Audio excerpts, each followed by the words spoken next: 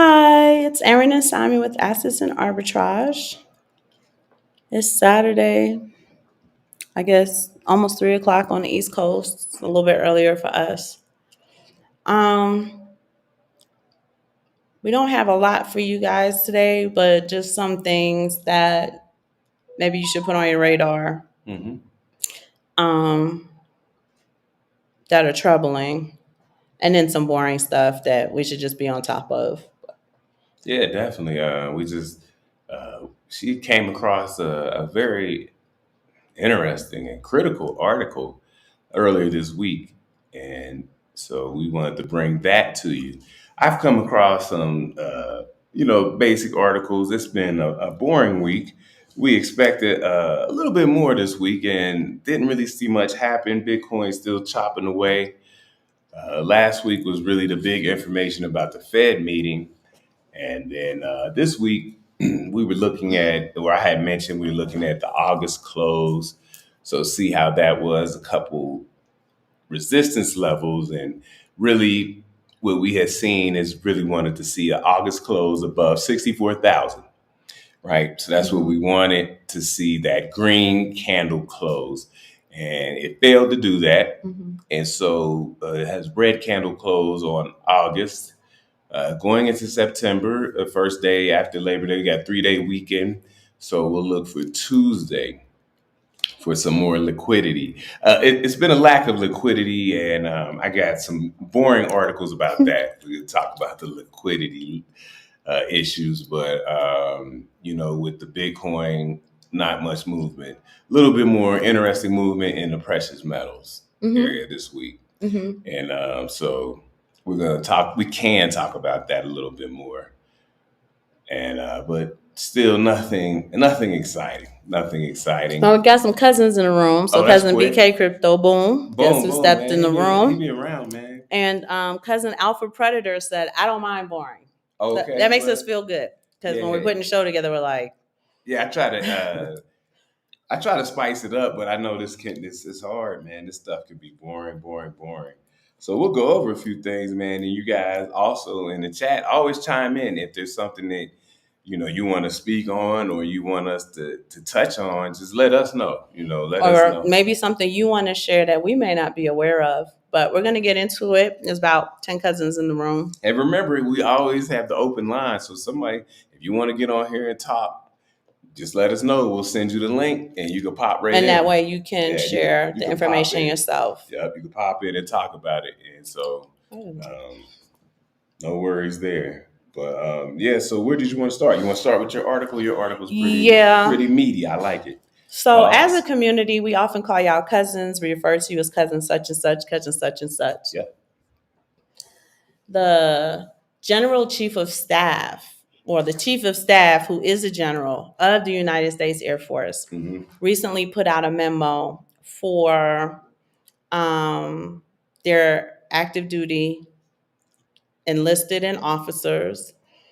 And the memo was really for their families. So I'm going to share that with you. We are prior service Air Force. This news is actually quite troubling because I only seen the memo for the Air Force. I haven't seen it made like public. I haven't seen it with the Army, the Marines, whoever.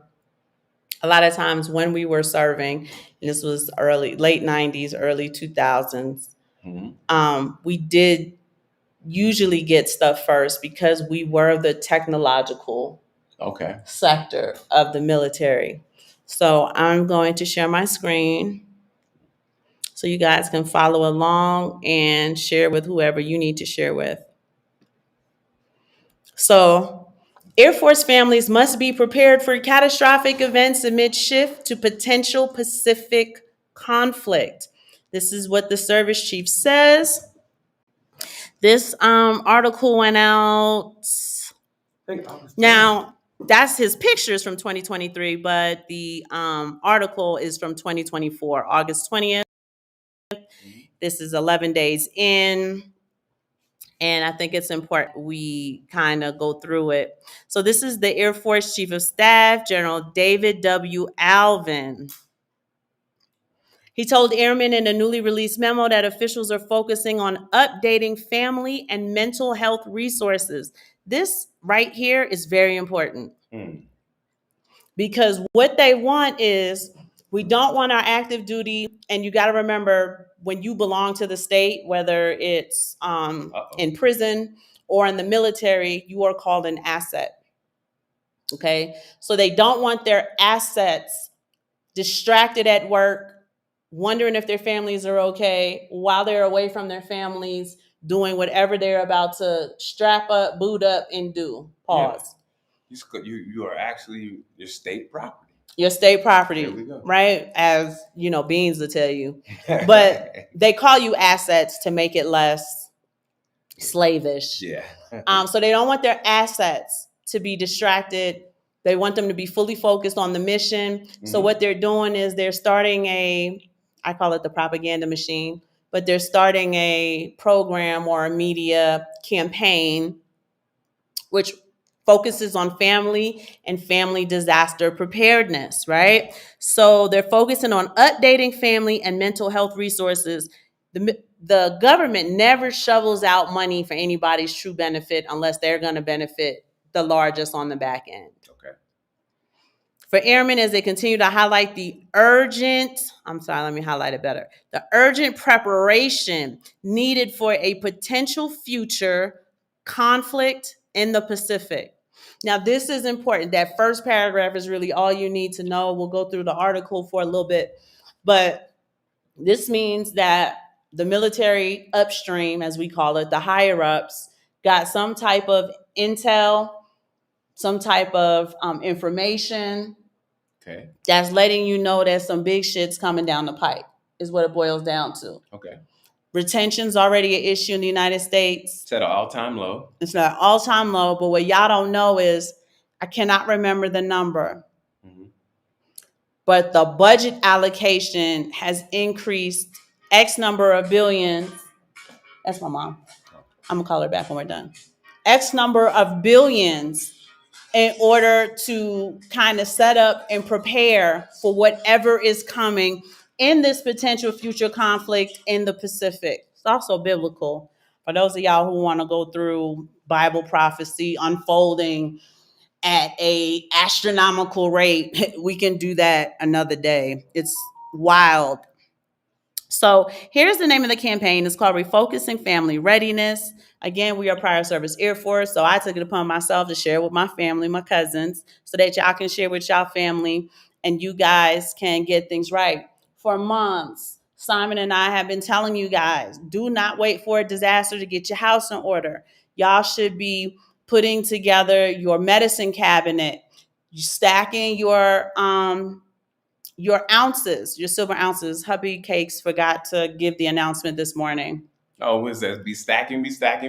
I'm sorry. Right? Have your ounces available if the grid goes down and you need to do some type of trade. For those of you guys who saw Leave the World Behind, notice nobody wanted cash. Big, large sums of cash. Nobody wanted it. They wanted something a bit more reliable and tangible. And y'all have to remember, currency is a contract. It's whatever we agree to that we will change, that we will trade and exchange for whatever it is we are trading and exchanging.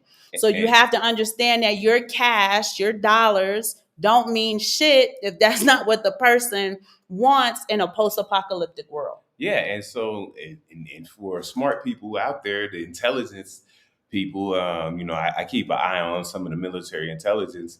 And somebody I follow, his name was Nick Irving, former Army Ranger sniper, and he worked for intelligence. And he says the most vulnerable part of the United States of America is the grid. Yeah. It's the power grid. So if somebody was going to make an attack, it would be at the power grid. And so that's why we have to have our ounces, right? We have our digital gold, we have our Bitcoin. But if the grid is taken down, then that's put in jeopardy. And we understand that you can still do it by analog ways, right? But still, if you have something in your pocket, in your hand that you can trade that is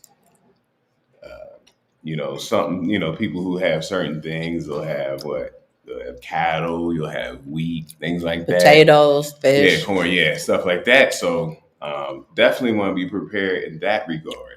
And we told you about definitely stacking up on your water, your canned goods, non-perishable items. Mm-hmm. If you have certain things like they got the bug out bags, the survival kits, little things like that, and you need. But every time you go things. to the grocery store, pick up a pack of water. Mm-hmm. Right? That should be your number one priority is water. Mm-hmm. Y'all know people can fast for days and days and days and days on end. Some people can fast for weeks. There are people, like especially church people, many of them, have been doing 21-day fasts for a long time. Yeah. And the thing is, they're not fasting from food and water. They're typically hydrating. Yeah, as long as to you keep hydrate them up. So you want to, every time you go to the supermarket, pick up a pack of water. For those of y'all who still do digital coupons and stuff, comb the coupons first for, some type of water. Go to Sam's Club, go to Costco, go to Super Target, Super Walmart, wherever it is you need to go and pack up on your water, right? This came out on August 20th. Look how long it took to get down the pipe for us to tell you, and I'm sure many of you had no idea this was on your radar. Now, I would tell you to read these things and look at the words that they use because they use the words on purpose. You guys know that the English language is a spell. They're constantly casting a spell on you using the language. So you want to pay very close attention to the language that they're using. It says, this is the Air Force latest shift to, let me highlight it, reorganize the force for great power competition. And they understand from a psychological aspect, I have to ease your mind when it comes to your family at home so that you can focus on the objective, on the goals that we have for you here at work. Of course, especially at that level. Notice I told you that they've already increased military spending. But here we go. Increased spending and strategy against adversaries such as one of the cousins already said, against Russia and most notably China. Okay? And it's offering an inward look. So we're getting a little bit of insight to see the plans to support airmen and their families during, look at this word, sweeping changes. When you start to sweep, all of the dust and everything starts to billow up. You're sneezing, you're coughing. It's just showing you how chaotic this transition is going to be. Oh, yeah. Okay. It says, while our efforts to prepare the force for the future challenges are essential, they will be incomplete without the parallel focus on family readiness. When have you known the elites to give a shit about anything that doesn't benefit them? Right. The asset is the enlisted member or the officer. The asset is the asset who actually has the contract with the military. That's what the asset is. The fact that you see them kind of circling wagons and saying we need to have a more macro approach, right? This is a war strategy, meaning even though we have not yet seen the conflict, we are already engaged in that war just by the preparation of it. We're already in engagement. Right. Okay. It says, in order to meet the moment in this time of consequence, look at the word, in this time of consequence, we're already in engagement. We need to ensure that families and communities connected to the Air Force, look, just by proxy, are as well prepared as the actual service member for the possible challenge that lay ahead.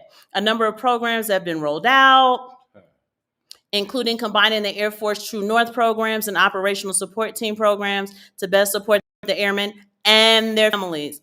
So now they're going to zero back to September 11th, when he was a squadron commander at Grand Forks, North Dakota, as an example for how collectively unprepared service members and their families were.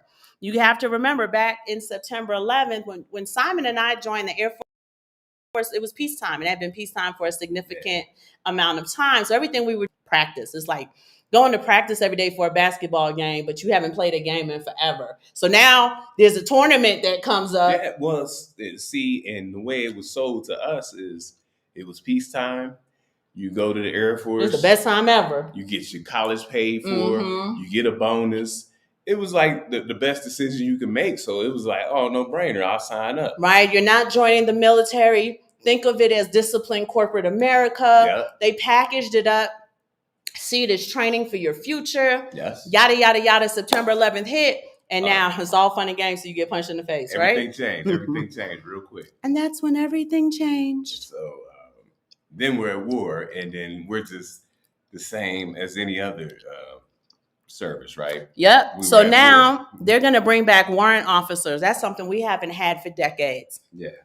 Reorganizing training organizations, creating new offices. I worked for a training organization for disaster preparedness, for war. The changes all underscore the need to prepare looming conflict. Looming, meaning slightly inevitable. And the potential control and invasion of Taiwan by the Chinese Communist Party. So somehow, some which way, we have some interest in Taiwan that we need to help protect. The memo is one of the first indications of some family and mental health related changes the force is making in that reorganization effort. Notice they keep saying mental health related changes, because it's always a psychological warfare first and then the actual physical engagement after. Okay. Right, the fear.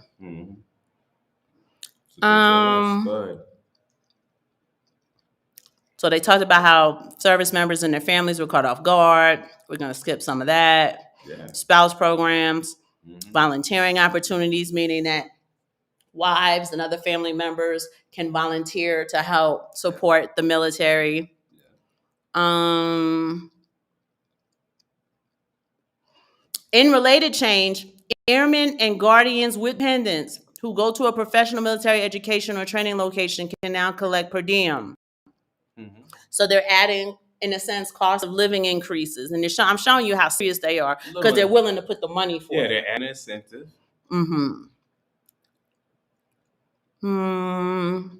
Crisis management tools. Look at this. Right, I'm showing you, including a suicide hotline number, sexual assault prevention. Here's a question. We're going to war. What the hell's going on with the sexual assault part? But the fact that that's in there, we're just kind of like, well, what? Also keep in mind, and that's the end of the article. But one of the things that no one's really talking about is the amount of military-aged immigrants that have entered the nation's borders. Yes. The amount of crime that is already spiking. I saw a post today. I can't remember, but our Cincinnati people had posted it, that Indiana, you know how Cincinnati was kind of part of almost a tri-state in a sense. Area. So Indiana, Kentucky, and Ohio. They're hiring, in Ohio, but more Indiana and Kentucky. We're hiring correctional officers. Okay. So if you work at these facilities, you get $22 an hour. If you work at this facility, they're going to add $1 to $2 extra for that facility. Yeah, if you work at these facilities, you get an extra $3 to $5 an hour. And the question's like, when we do the stats, crime is down. Well, why do you need so many correction officers at these facilities to the point where you're trying to get them sign-on bonuses and stuff? What is y'all doing? We shut down private prisons and stuff like that. Whole towns are going into poverty and so on and so forth. What's going on now that you have this huge recruiting campaign for correction officers? I thought, I could be wrong, I thought it was one of those jobs that the young people aren't taking anymore.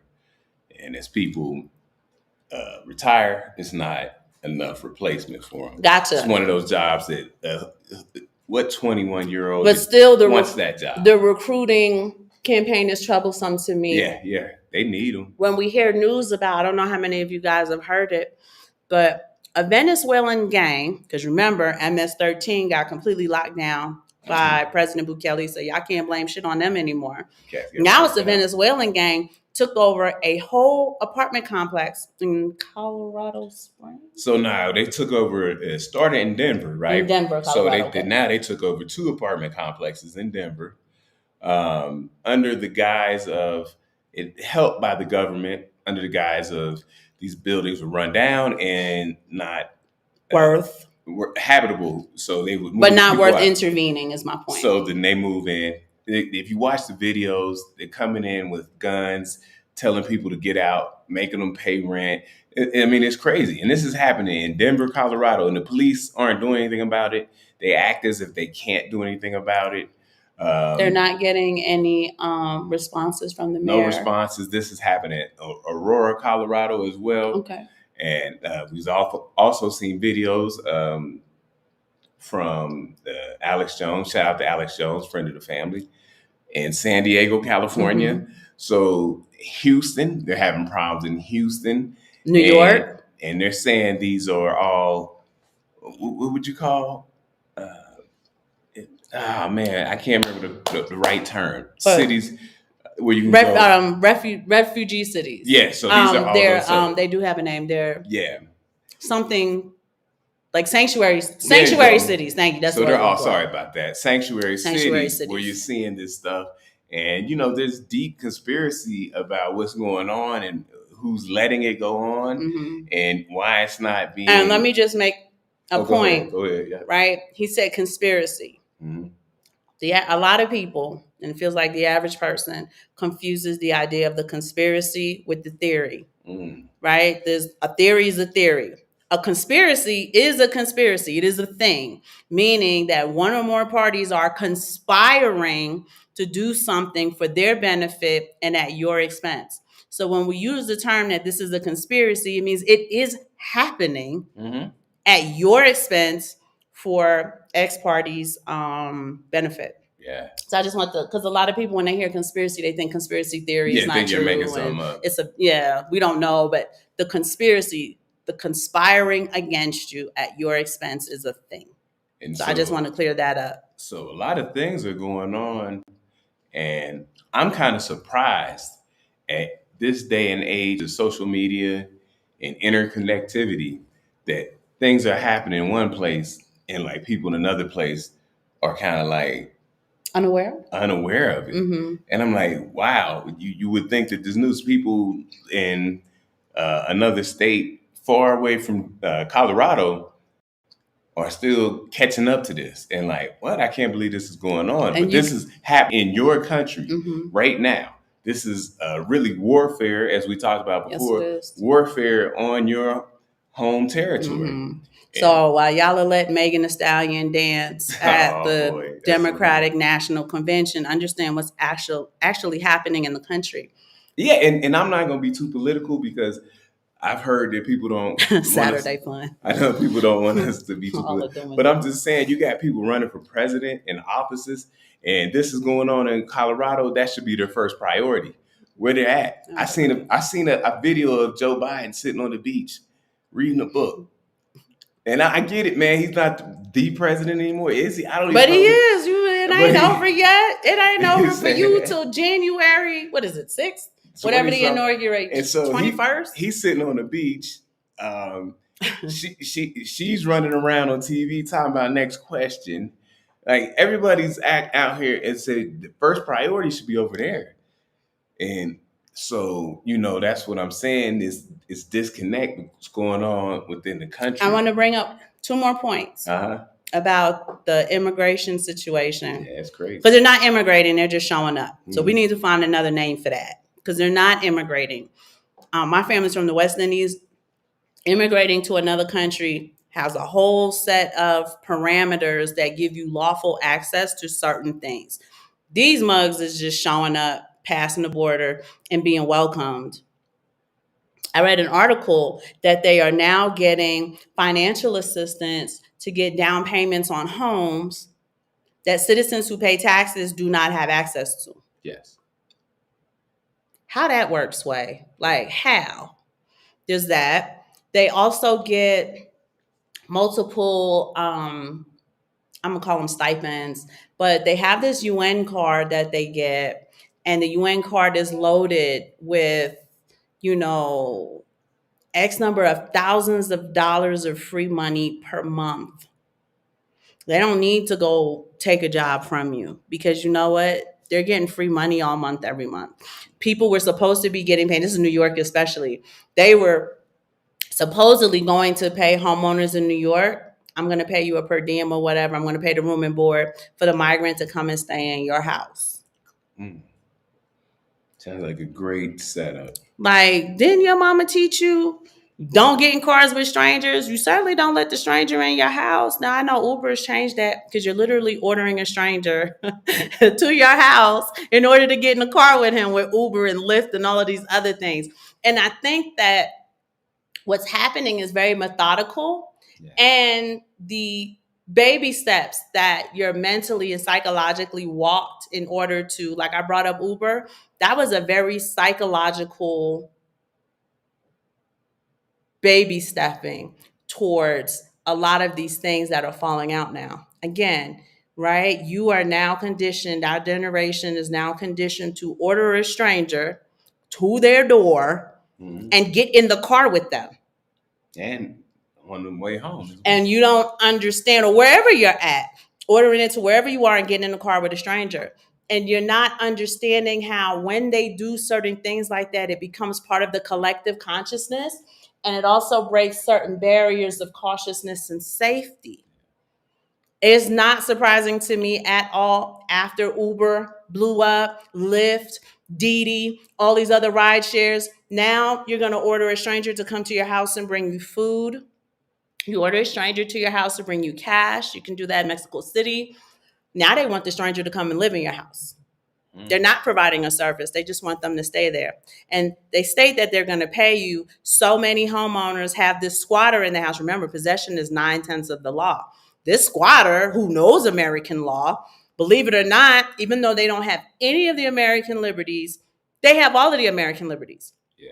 They're squatting in your house, right? You're not getting paid for them, and you can't get rid of them. You can't get them out of your home now, right? And that is a nightmare for many homeowners who thought that they were going to make some additional income. And for our OGs out there, such as myself, who, if that happened to you, you want to forcibly remove them from your house. And then you're going to spend time in then jail. I'm going to get in trouble because I'm not going to let you just squat my house. Yeah. So, once I forcibly remove you, I'm in trouble. And for young women like me who are married, they always tell you, do not have anybody come and live in your home as a young married couple.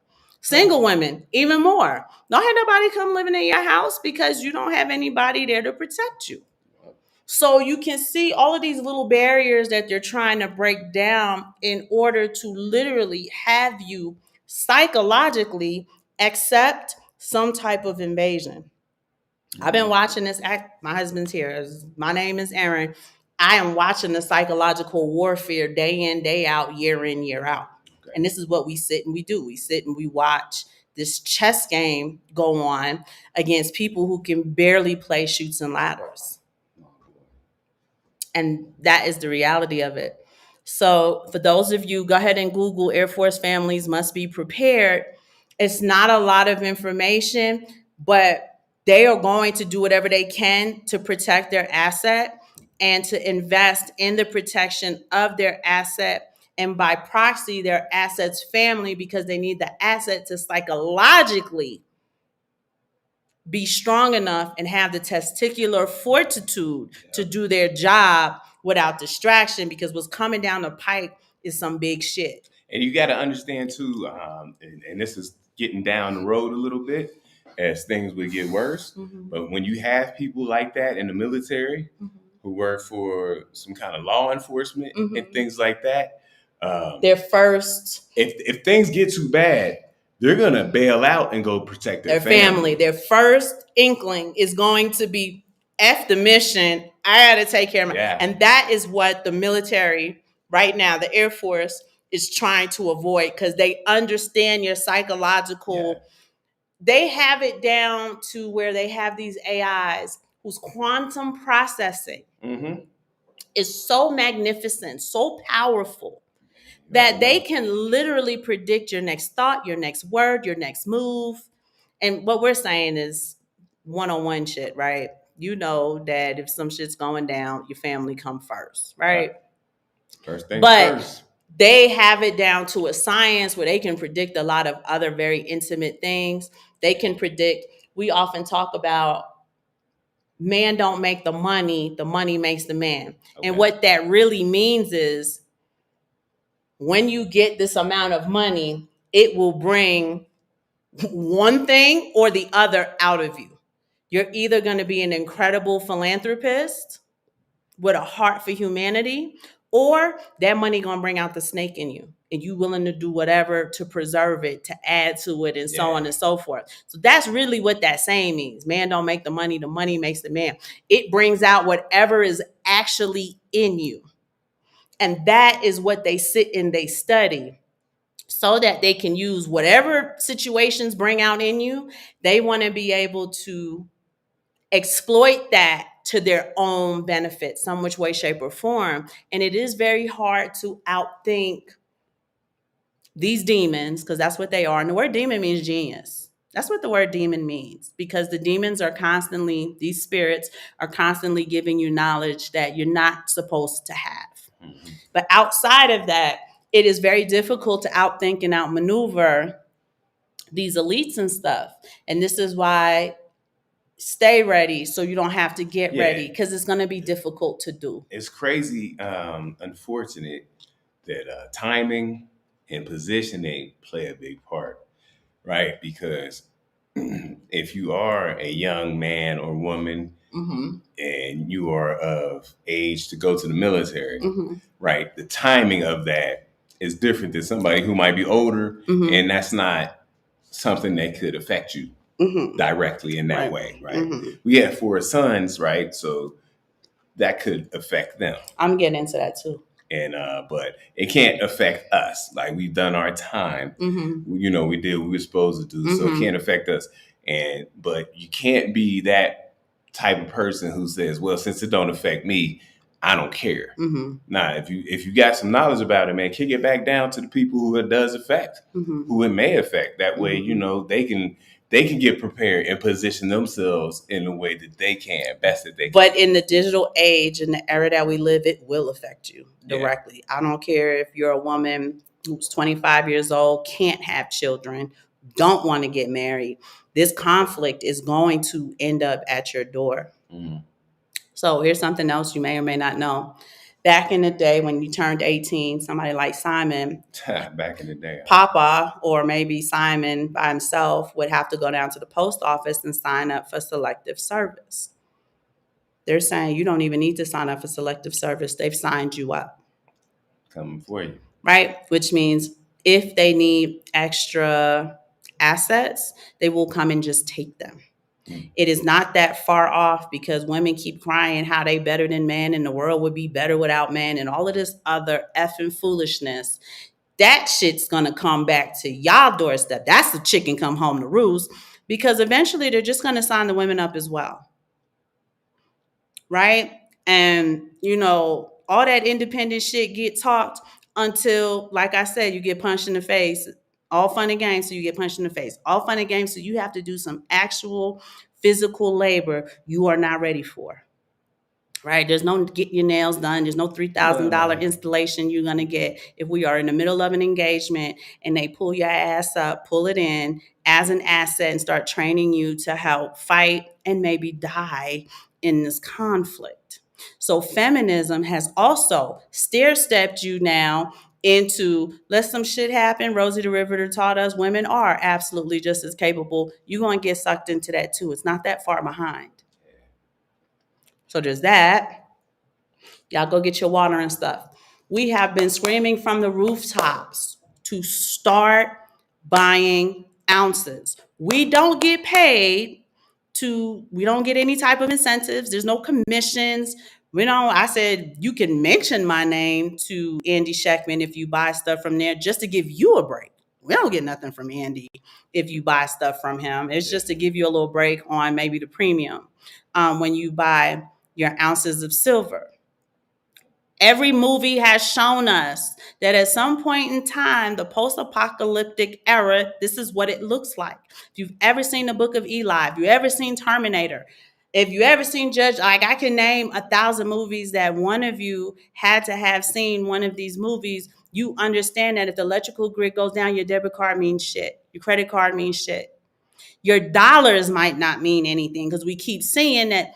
I remember in Book of Eli, they were willing to trade something, I can't remember what it was, for cat oil because there was no chapstick. Water. And it's water for cat oil.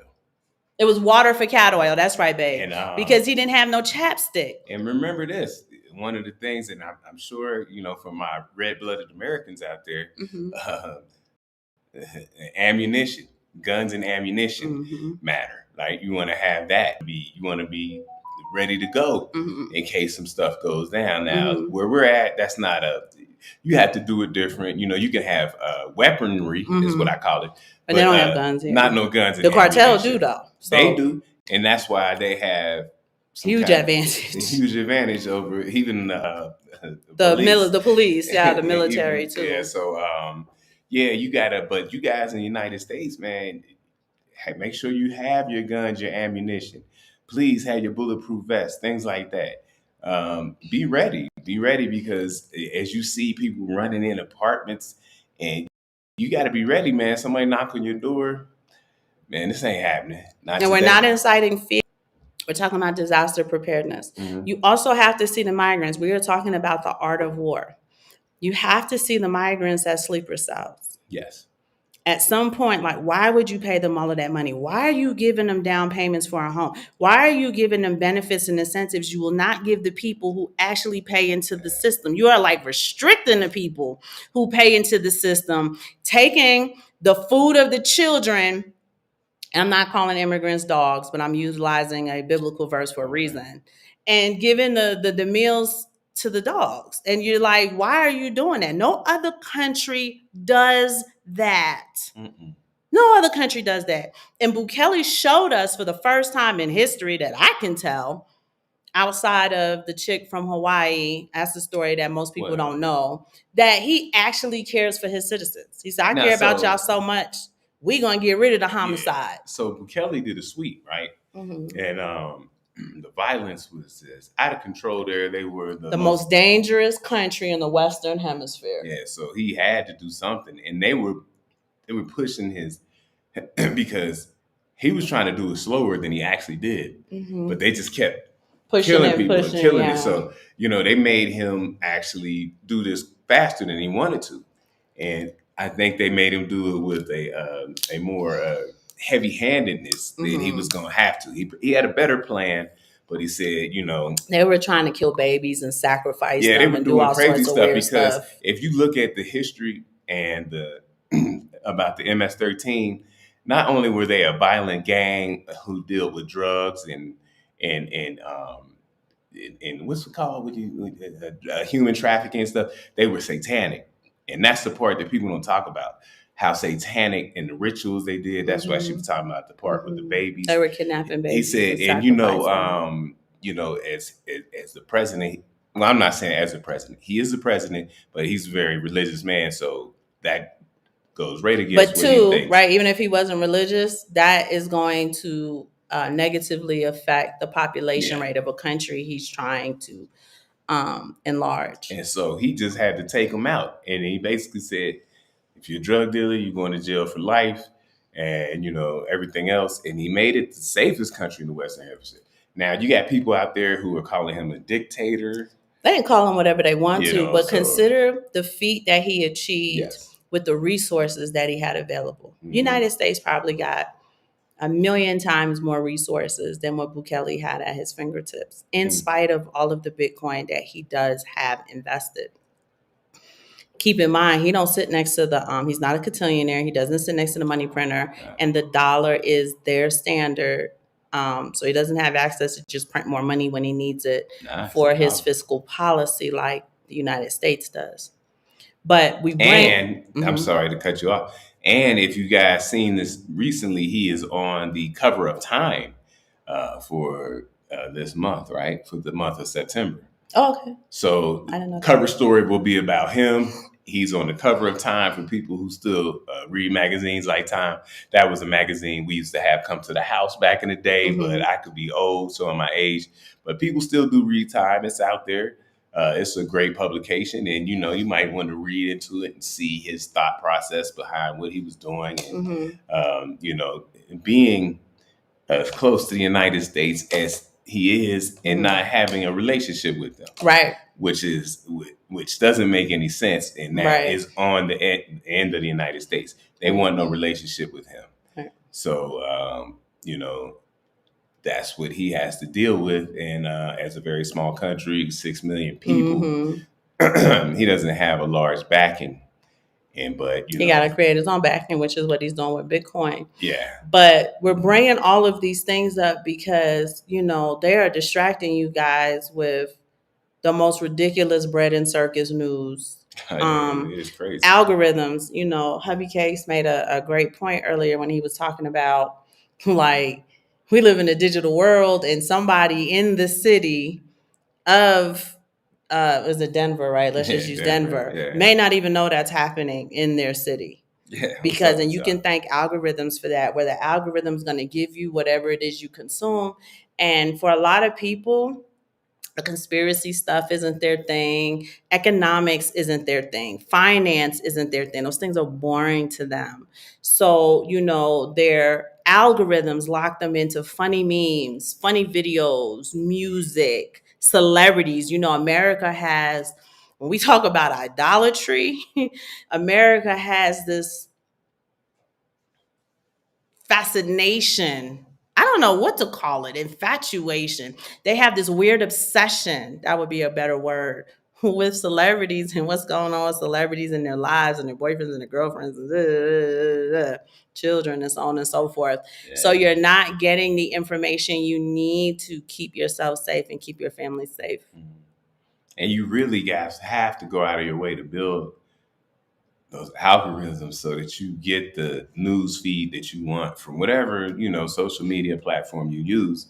And I actively, so I might not go on Twitter as much, but I have to go over there and just actively keep constantly engaging retooling, just to make sure it stays away, because they'll start putting stuff in there that it assumes that you'll want to consume. Yeah. Like our Facebook does the same thing. We have physics on there. We have economics on there.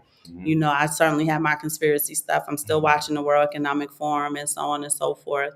And it wants to give me, the trifling stuff that people my age, not my counterparts, but people my age, my contemporaries is what I would call them, would be consuming. I don't consume that. Yeah, and they give you silly stuff. I mean, I do like some of the silly stuff. Some of the stuff, that catches my eye, like prank videos. Yeah. And so I start watching stupid But if stuff. you consume too much of it, then it'll overtake and you're not getting the news you need. So we wanted to bring to you that Air Force declaration. If they're giving it to their service members, you need to know about it too, right? And the fact that it was only streamlined for assets and their families tell you what the country think about you, who pay the taxes, so the service members have money and can do what they need to do. You didn't get that warning, they did. But remember, the service members are assets. Yeah. You as civilians are not assets. They're not assets. I don't care.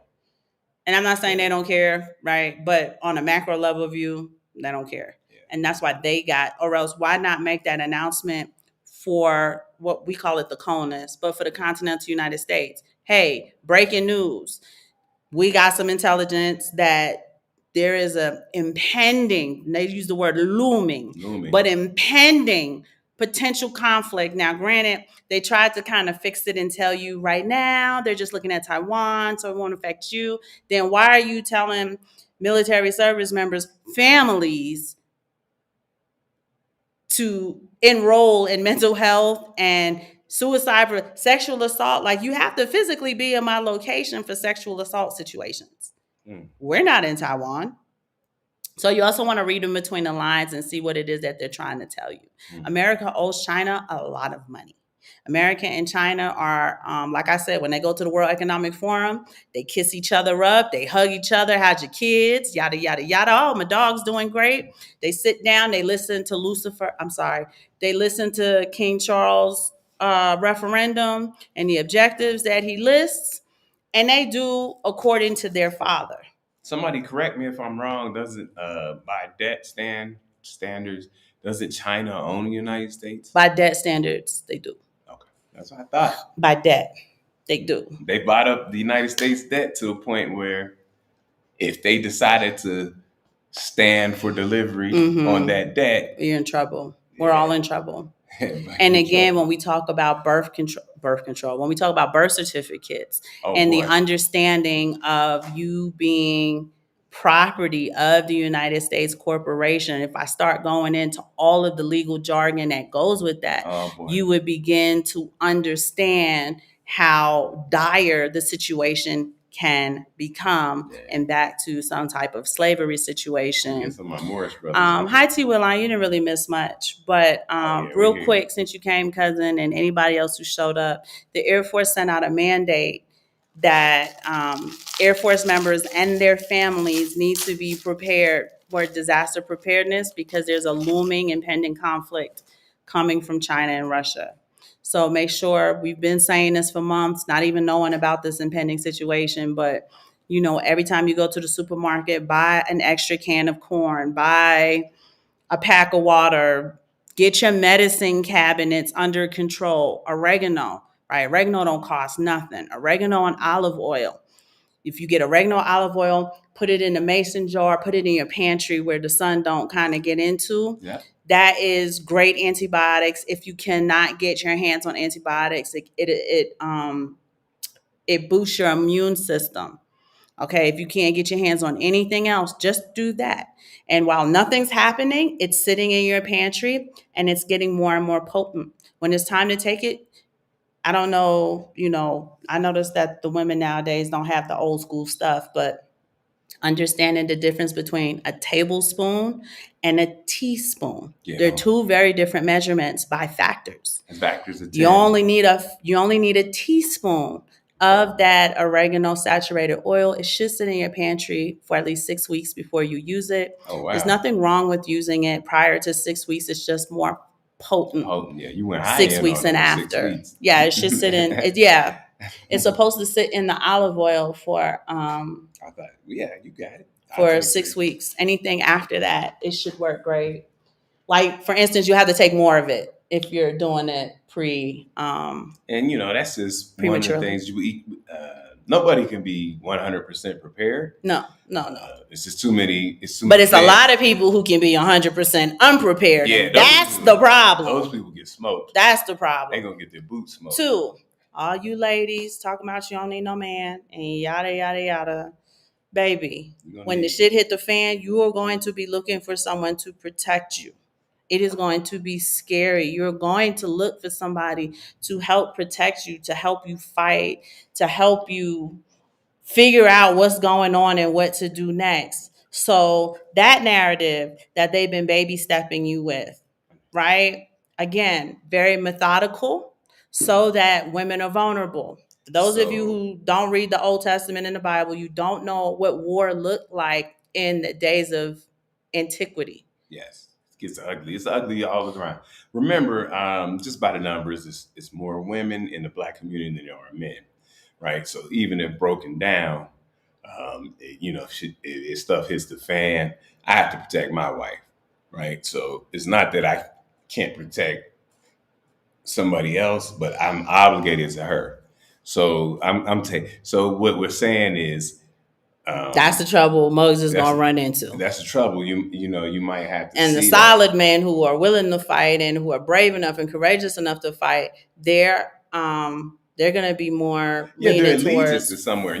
Right, their allegiance is with this woman. I don't mind protecting somebody else, but I got to make sure she's okay first. And if it comes to one life over the other, you're gonna choose the one, and that's what the problem is all gonna boil down to. So it's gonna boil down. The other thing is, because America hasn't seen a war outside, I want to say, of the Civil War on their. Well, they count they do count D-Day because it hit because it's Pearl Harbor. Hawaii. Yeah. But they haven't seen a war in the continental United States. So let's talk about the colonists. A Since the long Civil time. War, right? What? So Yeah. a Yeah. lot of I know my history, child. Come on now, you I miss know Pearl my Harbor. history. I know. No, but they I know. haven't seen real combat Mhm. on the shores of the United States since the Civil War. Okay. Right? I don't count Pearl Harbor because that didn't affect the people who were on the colonists in a physical way. You talking about coming through, taking the city, I'm burning talking it down. about, we shooting each Yeah. other in this field and that field. You know how you can take those trips in the United States, the Battle of Gettysburg, the battle here, the battle there. We've It been could be there. like a whole historical trip. But the point I'm making is, unless you read in your Bible, which you should be doing, you don't understand that a woman is a spoil of war. Oh yeah, for sure. A woman is a spoil of war. Now let me take you back to the Air Force thing that y'all read with me that I highlighted for you. Sexual assault prevention. And we're talking about impending conflict. They were trying to say, oh, but it's Taiwan. No. You need to understand that with China, China has so many people in their army that if some shit went down, it is going to be right there in the colonists, not technological. They'll be coming in and just taking over stuff.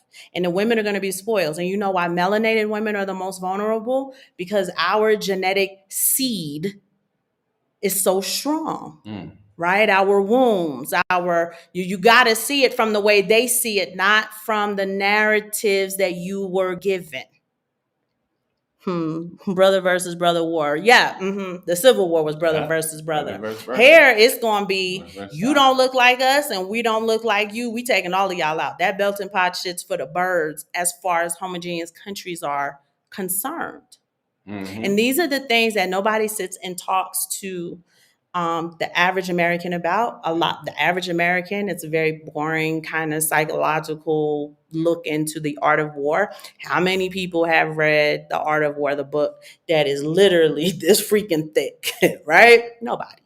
Very rare, scholars read that stuff and they look into and stuff like that. And the only reason I have it is because that is the sector of the military which I was trained. And I began to understand the psychological aspect of it first, and then the physical aspect of it later in my early 20s. Now that I've walked into my greatness, right, in my 40s, a lot of it is unraveling and making sense because it's hitting much closer to home. The Bible also tells you, in the end, you're going to flee to the mountains. Flee. Keyword. You're going to flee to the mountains. Yes. Right? We've been telling you guys for a long time, if you have the opportunity to leave the U.S. airspace, take that opportunity so you're not forced to have to do it because you won't know where to go and what to do and how to navigate. I'm not trying to scare anybody, right? Y'all want to stay and fight. But I'm just saying that it's a conflict that don't have nothing to do with you, has nothing to do with your kids, nothing to do with your neighbor, and they're utilizing you as collateral damage. If they have to pay the piper, that's what your Social Security is all about. They're going to utilize their citizens as the stand for delivery payment. Right? Just like in the silver sector, if you stand for delivery for your product, which is silver or gold, and they don't have it to give you because they constantly rehypothecate the contracts over and over and over and over again, they're going to give you something else. Yeah, they reserve the right to pay you in fiat currency. Which I traded my fiat currency for this. I don't want that back. But like I said, if they can't pay their bill, you are the payment that they are going to utilize and standing for delivery. And women need to know and understand all that rah-rah shit, feminist shit is cute in peacetime. But during war, a woman is a spoil. Prettier the woman, better the spoil. Right? It's like finding silver, gold, copper. Yeah. Right? You gonna go for the gold and the silver first. So all you pretty ladies, big booty ladies, if a war hit, we are spoils of war. You have to get under someone's protection. And remember too, also, they've told you this, that in the Western world, right, which means the United States, Canada, Australia, UK, stuff like that, you are below replacement. So now you have less young men available to even be a part of war than another country. So if you see a country's average, and so what you want to always look at is you don't want to look at the average age of the men in your country, right? You want to look at the average age of the women and their age. What's in the age that they had birth, right? That will Childbearing childbearing window. age. It's So the childbearing that gives window. you a better you can see out better with that, right? So if your average childbearing age, like in the United States, uh, of white women, because this is who we're really talking about, below replacement, is over 40 years old. Yeah. And so if the age of childbearing age is out of no, if the age is out of childbearing range, this is automatically makes you below replacement, right? Absolutely. And then when you have a country that childbearing age average might be like 25, Like Nigeria. I think theirs is 19. 19. I mean, it's so low. It's young. And so, you got to look at some of your enemies and see what their average Now, age keep in would mind be. too, right? I had posted on my Facebook page. I doubt any of you are my Facebook friends, with the exception of one or two people. But was it Japan? Japan. I want to say it was Japan. You talking about them women? Japan was asking for black men to come and impregnate their women. No incentives, no payment, compensation, or anything like that. Please come and impregnate our women to get our numbers back up. But they were specifically looking for black men. They didn't say white men. They didn't say other Asian men. They didn't say Hispanic men. There is a campaign out. Y'all look it up. They are looking for a melanated men to impregnate their women because of the gene structure, how strong our genetics are, in order to impregnate their women to bring up their population rate. Yeah. And I'm telling you guys these things because you're watching. This is happening here. This is happening here. That's happening there. And you have to see that they're not separate things. They're things happening concurrently in order to bring about a very specific objective. And remember, in Japan, if you do the knowledge on it, they discard their single women very early. 26, still 27. Within their childbearing window. They have a name for them, but they're called like, you call them. You have. They have a name for them. I can't remember. What's the name we use? Spinster or something like. But a spinster for us would be a woman in like her 40s and 50s who've never had a man. Yeah, this is how they try to treat you at 27. But these girls are 22, 25. Yeah. They tell you things like they purposely encourage infidelity in the relationships. So the men, by societal means, are allowed to have prostitutes to get as much sex as he wants while he's in a relationship with the woman. And this is why a lot of the women don't want to have children with these men. And remember, also, a lot of this comes back to their culture, because these things that you do, in Japan, when you do certain things, you bring shame, honor or dishonor amongst you. Yeah, dishonor amongst your family. Yeah. So you're not married, you don't have children by 27, 28. It's a big deal. It's a big deal. It's a big deal. In we America, don't be like you go girl in Japan. But in Japan, dog, they got guys who commit suicide over stuff like that if they're not successful. And that 30. Forest that that forest is crazy. I can't remember the name of that forest, but you guys know it, man. There's a movie that what was Angelina Jolie's husband's name? Brad Pitt. Wasn't it Brad Pitt? No, it's McConaughey. Matthew McConaughey that starred in. And it was Anne Hesh too. Oh, may she rest in peace. Yeah. But anywho, we're gonna move on to economic news. But we had to bring that up, right? Yeah, it's real. Because it's important that you guys, every time you go out, get something extra for your house. But I am putting emphasis on your medicine cabinet. I'm putting emphasis on an ounce of silver doesn't cost anything right now. Go on AtMex, go on whatever site you feel like going on, because I don't want anybody to ever feel like Simon Family Investment Ventures is selling them anything. We don't sell shit. I'm about to write this book. Hopefully it helps you guys. That I'm going to take a payment for because of the amount of wisdom, knowledge, and time it put for Simon and I to get it out to you. But y'all go with whatever precious metals y'all want to go with. Buy an ounce. We're talking about an ounce a month. Yeah. Right? 1 month, 1 ounce every month. That way, and you can do more than that. I would implore you to do more than that. Look at constitutional silver. It is a way to add, it is Diversity. not diversity, but they have a name, they have a technical name for it. It's a way, though, to make the units smaller than an ounce should you need to, right? It's one of the characteristics of money. Okay. The ability to divisibility. It adds the visibility to your ounces. Thank you so much, babe. It adds the visibility to your ounces. So look into constitutional silver. So constitutional silver, don't call it junk silver. There's nothing junk about it. Quarters, dimes, anything before 1965. Oh, thank you. You made another cake. Thank you, babe. Here, I'm gonna give it to Tino. Don't bring me any, babe. Thank you. Let Tino have that. Go ahead and sit down. Sit down over here and eat your cake. They brought us cake again. But guys. we're gonna get back to the economic part of the show. No, man. Okay, yeah, I know, but we're doing the show and you keep passing by me. Just eat your cake first and then I'll let you go. All right. Not moving my chair. So you said Twitter? Well, I mean, if the people want to look at Twitter stuff.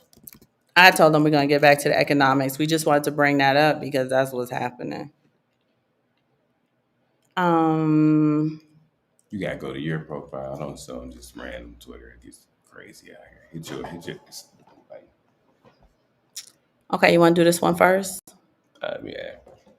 Is it a video or is it just you're gonna explain the formula? No, we're just gonna talk about the formula a little bit. I didn't get to look up everything. But so this is a post by Michael Saylor.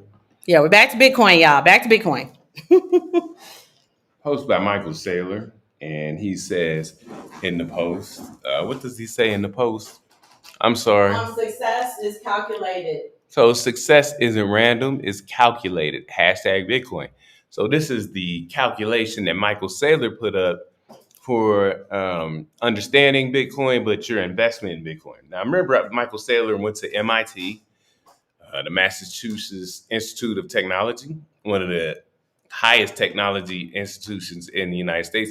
And he is a rocket scientist by trade, but he's a CEO.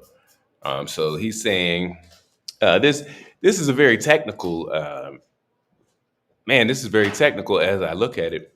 But so if you look at, so you're going to have on one side of the equation, total number of halvings, which is 32. In the middle of the equation, you're going to have the blocks between halvings. So in between each halving is, as he has put here, is 210,000 blocks between each halving. And what you're going to do is you're going to multiply it by what? Man, if you guys, you're going to multiply it by the number of new Bitcoins issued per block divided by the cumulative number of halvings. So this is pretty intricate, right? You go ahead, plug in the numbers here with the exponent, and then you see what you have. And you see how great of a product you have because of the infinite, the finite number. The finite number. Let me say that right. The finite number. And this is just him applying physics to Bitcoin. We always said science is applicable to Bitcoin and high level science. So we were talking about physics, and we also talked about it out to the level of astrophysics. But he is showing you this equation, and he's letting you know that this is not accidental. You know, if you put this equation into play, right? Right. It will work for you, and it has been working for people since 2000 and what? 13, 14. 13, right? And, so understand too, years. When he says success isn't random, it's calculated. I also want you guys to have the understanding that this formula could not be applied, or any formula cannot be applied to fiat currency. Even a layman, I don't know anything about formulas, putting formulas together, can see the dollar's devaluation at a rapid rate. Right. As a scientist with fiat currency, you have no standard. Right. Everything. The formula shows you that there's a standard. Yeah. And so that's to help you understand. And what does this 210,000 mean? It's the number of blocks between the halvings. And it is a factor of 10 of 21 million. Okay. Right? Mm-hmm. So you see that how it works mathematically. Mm-hmm. So, for my mathematicians out there, you let me know. So it is very intricate, but it's just a way to let you know that comes from science. It's physics. What is physics? Same thing as they say that the Most High is. He is the physicist. But they say it's immutable. It's immutable. That is correct. Bitcoin is immutable. And it has a lot of attributes that the Most High also shares. Yes, it does. Or I should say Bitcoin shares. There we go. You got to get it right. Come on, Bitcoin Aaron, shares a lot of characteristics of the Most High, which is why it's something we do need to keep our eye on too. If somebody tell you that Bitcoin isn't even real money, send them this formula. And then ask them to send you the formula of the real so-called money they have in their wallet. There we go. There you go. So there's that. Oh, you just got to scroll though. Oh, you just want me to go ahead and scroll? Yeah, just scroll. I was just checking back. We got interesting stuff on there, guys. I know it's a Saturday. That's the kids. Y'all know I got like 7 puppies, y'all. Yeah, 7 puppies and 2 dogs. Man. We'll mail them to you.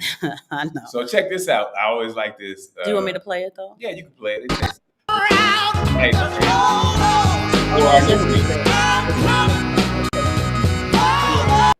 I thought they were saying something. So this is just the lifespan of Bitcoin as you see it go up and down over time so that some of our newbies can understand some of them. But it's the comments y'all need to read as it's going. We've been through some hell. We have, man. This is ha. Oh my God, thank you. And then it's like, I was mining some, but it wasn't worth the energy. Dude, have you seen the price? Nah, I'm at work. It just hit $1,000. Oh, those are the good old And it's days. just showing you all of the emotions on this ride. To I don't care about it, to oh my God, it's the best thing that's ever been discovered. So it's a cute little Twitter. I don't know if you guys can read that small writing. I just sold. I'm done. Oh shit, I'm buying back in. Yeah, oh my God. It's a tough roller coaster. The news said it's going to $1. This COVID thing's gonna send it to $1. Hey dude, why isn't it dead? Holy shit. Should I buy? That's what they call a God candle. That's the God candle. You be like, whoa. So it's a cute little video. If you guys, we need Twitter followers. But if you've been around this long, you've been here for this fun ride. Would you call it fun? No. It's just been a ride. Sometimes I want to throw up. Bitcoin ETFs going live. Bitcoin halving, and then you can kind of see. Another candles. We was living good. Y'all know that. We'll get back there. So. We live in the era of fraud. Is that something they need to listen to? Wall Street is fraud. America is fraud. The world. Guys are going on them. Okay. Going in on them. But we can't talk while it's playing, or else then we'll be able sorry, to hear it. This is Max Kaiser going in. I do want the cousins. I'm going to play it for you guys. Yeah. I want just one person to be like, yeah, we can hear it. Wall Street is fraud. America is fraud. The world is fraud. Banks are fraud. Central banks are fraud. We live in an era of fraud. It's all based on fraud, and they get a percentage of the fraud. That's the business model. To suggest that there is any moral or ethical aspect to anything that's going on now is to be completely naive about the fact that we live in an era dominated by financial terrorists, jihadis of banking. They're here to kill you and themselves. They don't care because they're trained at madrasas called Princeton, Harvard, and Yale. They believe in an ideology, not the Quran, but Adam Smith, that they completely misread and interpret as something to justify their blowing themselves up. And the cost of terrorism is cheap. 9/11 only cost $500,000. The ability to borrow money and take over a company by Warren Buffett is zero. He's borrowing money at zero. He's taking all those jobs away. He's creating economic destruction because he's a financial terrorism. And that's the era that we live in today. Are we going to stop it? There's only one way to stop it. Raise interest rates right now. Make the cost of terrorism too high. Do it today. If you don't, you're a fucking terrorist. Janet Yellen's a terrorist. Mario Draghi's a terrorist. The Central Bank of Japan is a terrorist. These are the real terrorists. Not the immigrants. Not the people dying in the water. Hey.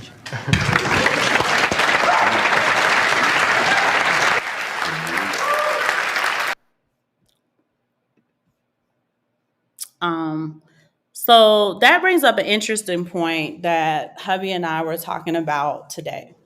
So I recently got this really good gig at a tech company based out of Bankhead, Georgia in 2021, 2022. That's what they 2021, said. 2022. I can't remember what year I started. One of She those got two a good years. gig. That's what And she don't share her money. in the shut up. In the first year, right? Because you gonna have them thinking I'm like these modern women.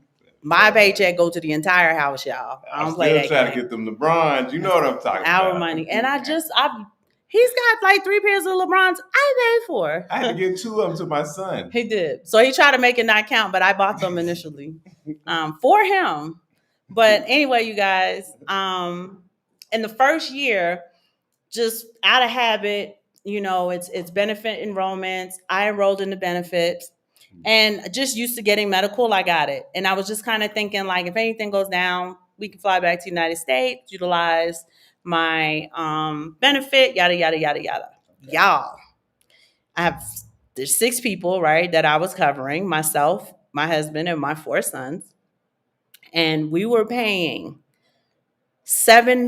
over $700 a month, right? So it was over $350. It was like $370. I thought it was 337, but a pay period, something like that.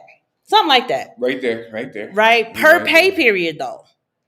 And let me tell you, from the time I joined, 12 months later, we didn't use an ounce of it. Not 1 ounce of it. So the next year I got smart. I said, look, babe, we got to pay for stuff out of pocket anyway. We're going to put that $700 a month back in our pockets, back into Bitcoin, back into precious metals, whatever it is we need to do. Then we stumbled across another conversation. We should have a show just for our boring pillow talk. Sean, who at the time was 21, was trying to be responsible and get life insurance for himself. Like, he thought that that's what he was supposed to do because that's what they used to do back in the day and stuff. Okay. And he got a quote of $75 a month. Yeah. Okay. From your favorite company. Right, Prime America. So we sat and we thought about that. Now, my family, both mother and father side, the matriarchal, patriarchal lines, live a long time, right? My grandfather lived to be 97 as a black man in the West Indies. I tell you, that curry, the turmeric in the curry will let you live a long life. My dad lived to almost 85 as a black man who went through the 60s and 70s, crack era 80s. Not that he was on it, but we was in New York City. On, man, you can't slap that on it. Right, we was in Hollis in Left Rack. During the crack era, he had to run us to Long Island, right? But my mother's line, they live a long time. My mom's 80, I'm 43, so she's 83. And honey, she's strong as an ox. So just understanding that, let's say Sean lived to be, I cut my baby's life down, but let's say he lived to be 85. And every month he's paying $75. 65 years. But not 65 years, because we have to write into, and this is what we talked about earlier, you have to write into the increases in the premiums as he gets older and older and older and older. Yeah, but I mean, just to keep the math simple. Okay, let's keep the math simple. $75 over the course of 60 years. 60 years. Cool. If Sean paid himself that $60 over the course of 60 years, $75 over the course of 60 years, he would have more than 10 times the amount that he would get paid out by the life insurance company. Right, remember, yeah, because you do 75 times 12 times 65. And that'll give you a number, and what he paid in. What he paid in, right? But what he's getting out of it is not anywhere near what he's paying into it. And all of us, we talk about, I seen Kev, I can't remember Kev's name, but he's a comedian. Kev on Stage. Kev on Stage. Yeah, Kev on Stage had like a funny little video where let's talk about some scams that we normalize to the point where we don't consider it a scam, but it is absolutely a scam. Life insurance, in a sense, when you live a long life. Not that it doesn't come in handy when the person passes away, you should have something. But if we normalize not relying on other people to take care of things for us. But if you did the knowledge on it, when I say the knowledge, if you did the mathematics on life insurance, for example, you might understand that, man, that person paid in more than they Way got more out. than they ever got out. You just happy that you got something out because you're At a time, right. You're the recipient. Right. It don't matter what they paid in. So I'm right? So if your mom has been paying this life insurance since you said she's been working in the hospital, 65. No, she got that job in 1966. She's not gonna get out as much she paid in. No, she's not. That's why I told her, you go on and cash. But who's gonna get it out? Now, she did have multiple policies. But let me ask you a question: Who's gonna get it out? I am. Not her. So it's like you paid into it, and you don't know. So you just like, I got out what I got out. Got out, and so that's why life insurance is. So here's tough, the thing: man. life insurance made white people. This is not a racial thing, right? So you can't turn my soundbite into something that's not. Life insurance was a mechanism in order to make white people wealthy. Mm-hmm. When we look at antebellum slavery, the life insurance policy, and if you notice, they've changed it to hip hop, and I'm gonna talk about that in a minute. The life insurance made them wealthy because they would get life insurance on their slaves and then with impunity kill them for one reason or the other. You guys can look this up.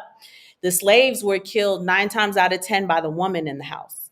And it was typically the children and whatever woman he was running around with, or whichever women he was running around with, they would often get beaten to death. So clarify that. Yes, sir. So I want you to clarify that. Why is that? Oh, that's a whole nother show for a whole nother day. Well, I'll make it simple. The men were some kind of workhorses. Can't kill them. You can't. Yeah. That would affect your business. Gotcha. Don't kill your workhorses. Don't kill your bucks. Yeah, to breed more slaves. Right. But you can kill little kids and a woman who can't do nothing. Understand the history of life insurance, right? Mm-hmm. It was an antebellum slavery thing in order to enrich the plantation owners who had life insurance policies on their slaves. Fast forward, they tried to normalize it in society because it did make money for the companies. You guys are paying this premium every month in the fear that something's going to happen to you and your family's going to suffer. How many months, how many years, how many decades go by and nothing happens? And they're just getting enriched and enriched and enriched and enriched and enriched. Okay, let's move forward. And one more thing I want to just jump in. I'm sorry. I'm just sitting here, but I'm jumping in. And go check out life insurance on very, very dangerous jobs and see how hard it is to get it, right? Mm-hmm. What's the most dangerous job in the United States of America in the past 10 years? A logger.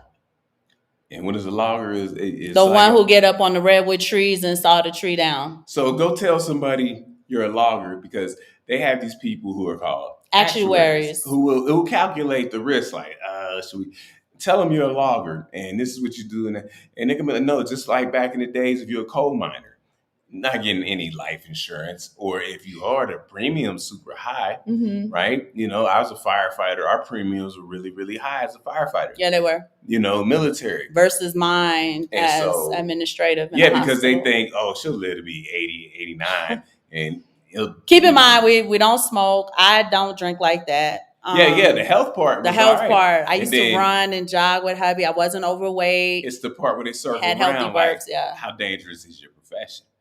Now that's when let's add in some important aspects, right? Yeah. Now I'm going to tell you this real quick, and then I'm going to add in the important aspect. Okay. So if you want to know how antebellum slavery, the concept of the insurance, has translated today, you know that all of these record labels has a life insurance policy out on these rappers.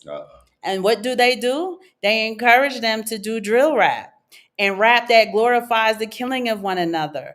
Live the life that you speak. Don't be them fake rappers who don't know anything about killing on the street. Be the op that spin the block. Why do they encourage that? Because every single body that they pull through, look at all of these little drill rappers who just died in the year 2023, 2024.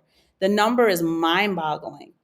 But they're encouraged to do it and to spread the culture because, one, they want to kill the Black and More Messiah, but two, they have life insurance policies. And that's really how record companies are making a lot of their money. They're not making money through the streams and the production, and they're losing money on that. Anyway, so I just want to show you how they still do that to this day there. Two, so I just mentioned something very intricate in the life insurance, right? When you're getting a life insurance policy that is a decent policy, and today it's not really decent, we'll talk about that in a second. Again, I said my premium was great because I wasn't overweight. I had healthy births, right? They were vaginal, they weren't cesarean section. I don't smoke. I don't really drink. I drink on occasion. My health was in order, right? So they couldn't really charge me a lot, and I can get a decent payout if something happened to me as a young mother, as a young wife. Yeah. Fast forward to 2024, let me ask you, you've seen the United States. How many women my age, how many women between, I'm going to say 25 and 45 Okay. are going to get, Black women are going to get decent life insurances based on health? None, because Not none, right? I don't want to say that we all fat and this and that and the third, but I don't want to hit you, in recipes. I don't hit you with Kevin Samuels numbers, but no, because you're gonna get the obesity, you're gonna get term life.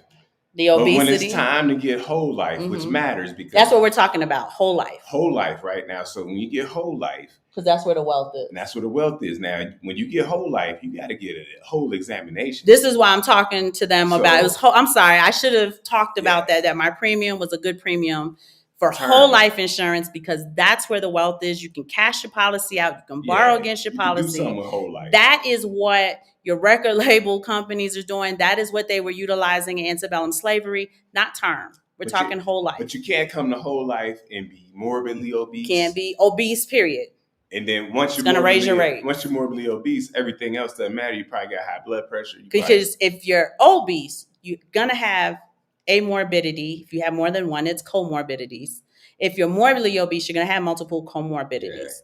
If you are obese, you likely eat too much. You might drink a little too much. You probably smoke. Maybe you don't smoke. Yeah. Like there's a lot of different factors that they like to use, but the comorbidities is what kills you, because they're chronic diseases, which shortens your lifespan, which tells them you need to pay the premium because something is going to happen to you and we are going to have to pay you out. And our objective is to not pay out. That's what insurance is about. It's about that. And you come out here with these. T. Willine said, I'm fat, I'm male, I'm Black. He got a whole life insurance. But T. Willine, it could get expensive. Because of what you do, you have whole life insurance. Start going around and asking your counterparts if they have any life insurance. Because a lot of times when the money get funny, that's the first bill they stop paying, T. Willine. I'm not saying you can't get life insurance. I'm talking about the increase on the premium when you have all of these factors. As you get older, more weight, comorbidities, chronic illnesses, you got to pay the premium. And a lot of times when you start doing the math month over month, year over year, decade over decade. And I'm sorry to be, the bearer of bad news, but the only time that you really get your bang for your buck is if somebody dies early, right? If you spend the next 40 years paying your premium on whole life, you won't get the amount that you put in. No. But die tomorrow, and you'll get way more than you put in. Yeah. And that's the only way. Sad. And that's the only way you get your money value worth, right? Because they set it up that way. On purpose. Because it's to enrich them, not you. Yeah. Now, T. Willine said that, he got his blood work and it looked good. T. Willine, there's not a lot of Black men who are overweight. Now, fat, obese, and morbidly obese are three very different things. I don't know what fat means for you. Right? Well, and I'm sorry. I didn't mean to interrupt my beautiful wife. But when you get in there, man, they're going by this. They have a metrics. No, what is it? Even I use it. I say, well, where am I at on my BMI? Your BMI scale. Right, they're using the BMI But his blood work came back okay. He smokes, he drinks. His blood work came back okay, right? There was a song called But notice that they had to do the blood work. If your blood work came back, they couldn't fight the premium. I bet you the premium would have been higher than mine if I was your age. If we were the same age in the same situation, my premium would be lower than yours regardless, is the point that I'm making. It's the premium that you're paying, right? And nowadays, depending on how old you are and where you are in the scheme, these companies are wanting to pay out less and less. When I first got that job, I could get, when I first got this gig that I work at, that first year it was a half a million, I think. Right. If something happened to me, I said, Simon is 100% beneficiary. If God forbid something happened to him, Sean is 100% beneficiary. I had to set it up just in case, because we're Siamese twins. Ain't no telling what could happen. Then the following year, it went to 350. But so what you may not know is if you're hitting some of their metric numbers, they're gonna lower it. Right. Because you got a little bit older. You're a little bit older. And then they're like, oh well, women, and they're using your age, you're using your gender, you're using your race. Right. You're using things like, they have metrics that they use. Because you have to fill out the questionnaire. Yep. So but then, because the idea for me, right, even though we are a family, we're very disciplined economically, I still need to know that my family's okay if something happens to me, because I do have the scalability economically to help my husband here in the household. She don't want me selling Bitcoin. Well, there's that. I want to make it hard for him to get a new wife too, right? Like, she ain't gonna live up to Aaron's standards. All right. You got to get somebody who don't even speak the same language or something. I got bad news. So when it went down to 350, you could imagine how upset I was. This year, they only is 150. So now Aaron and Simon got to scramble and do some alternate things, but we decided that we're going to do alternate things on our own. But we've always decided that. Right? On our own. Yeah, because but we went hard this year, because I said that's barely a year's salary, barely.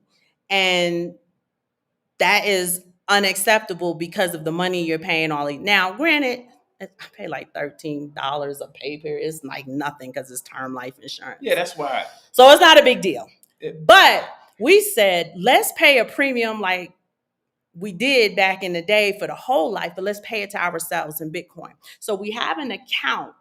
We have our own. This is the Bitcoin. This goes to life insurance, right? For Aaron, because Aaron should have at least $500,000 or more payout if something happens to her, based on her ability to scale up economically with her skill, her expertise, et cetera, et cetera. And then Simon came up with that. So I have to always have something for some tangible assets that we can touch without government intervention. Right. Now, corporate intervention, right. All that stuff, probate, right. Estate, all that. No, if there's a duffel bag of silver and you can go get whatever you can get from it, don't nobody have to know. You don't have to argue. You don't have to verify your name and show your ID and say that I was related to her. Do all this stuff. Man, that's just yours. Your father left it to you. Your mother left it to you. Do what you need to do with it. And, everything else is it's in the courts. And if the paperwork don't... You only pay $30 a month for whole life insurance, T. Willine? Like, for real? How much you get? I mean, I ain't trying to check He said they don't invest in anything. What did you mean by they don't invest in anything, T. Willine? Because I don't remember what I said that made you say that. He said the point was moot. He pays more than he was supposed to on purpose. His policy is paid in full in 10 years, which is typical. But he wasn't down with paying $30 a month until 65. Tell me a little bit more about your policy, because we talking... No. He said he paid it in full early. But still, he was saying it was going to be $30 a month? Until 65. For whole life insurance. But damn, I don't know how old he is, but that's and how long you've been paying. That's true. He said he's 6 years in. That's a long time. So I get it. But tell me a little bit about don't invest in what. But what we're saying is, what we've been doing, what we've been trying to build, it works for us. It may work for you guys, is the things that we rely on, that people typically rely on external companies to do for them, we've been doing for ourselves. So Simon set up a Bitcoin wallet that we pay into every pay period, just like I would if they just took the shit out for the life insurance. Granted, when hubby case got sick, I didn't even have to touch that wallet, right? Because the wallet's for life. The wallet is, you peel this off if something happens. Yeah. I don't pay a lot for term life insurance. Simon did this great formula similar to the one you saw just now, and build out the scope for what he takes off. As soon as Aaron's paycheck come in midnight, 2:00 in the morning, he'll wake me up. He'll be like, babe, you got paid. I got to do my thing. That's all he says. And then like that way, when I wake up and I'm like, where's all of this stuff check came out the checking account. I don't have to do that. Right? Because I know that when I wake up and I look at the checking account, I got paid first. We don't pay a bill until all of the wallets and whatever else he's working on, the Cash App, the this, the that, the third. Yeah. Aaron, and because everything's in my name, Aaron gets paid first. Yeah, everything's in her name. He said, "This is your check. This is your money. This is your wealth. You get paid first, and you take care of the children if something happens to That's me." another. It could be another show.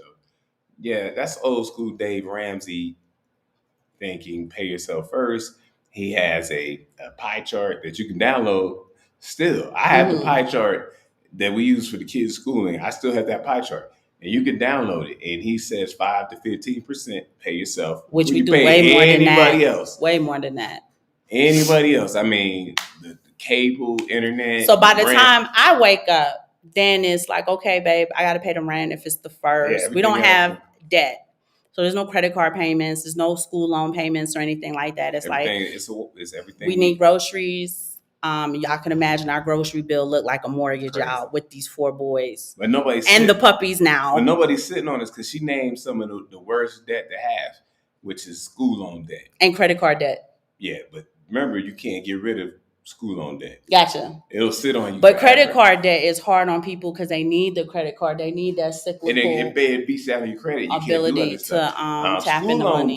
School loan debt they can put liens on your property, and your assets and stuff like that, your bank accounts.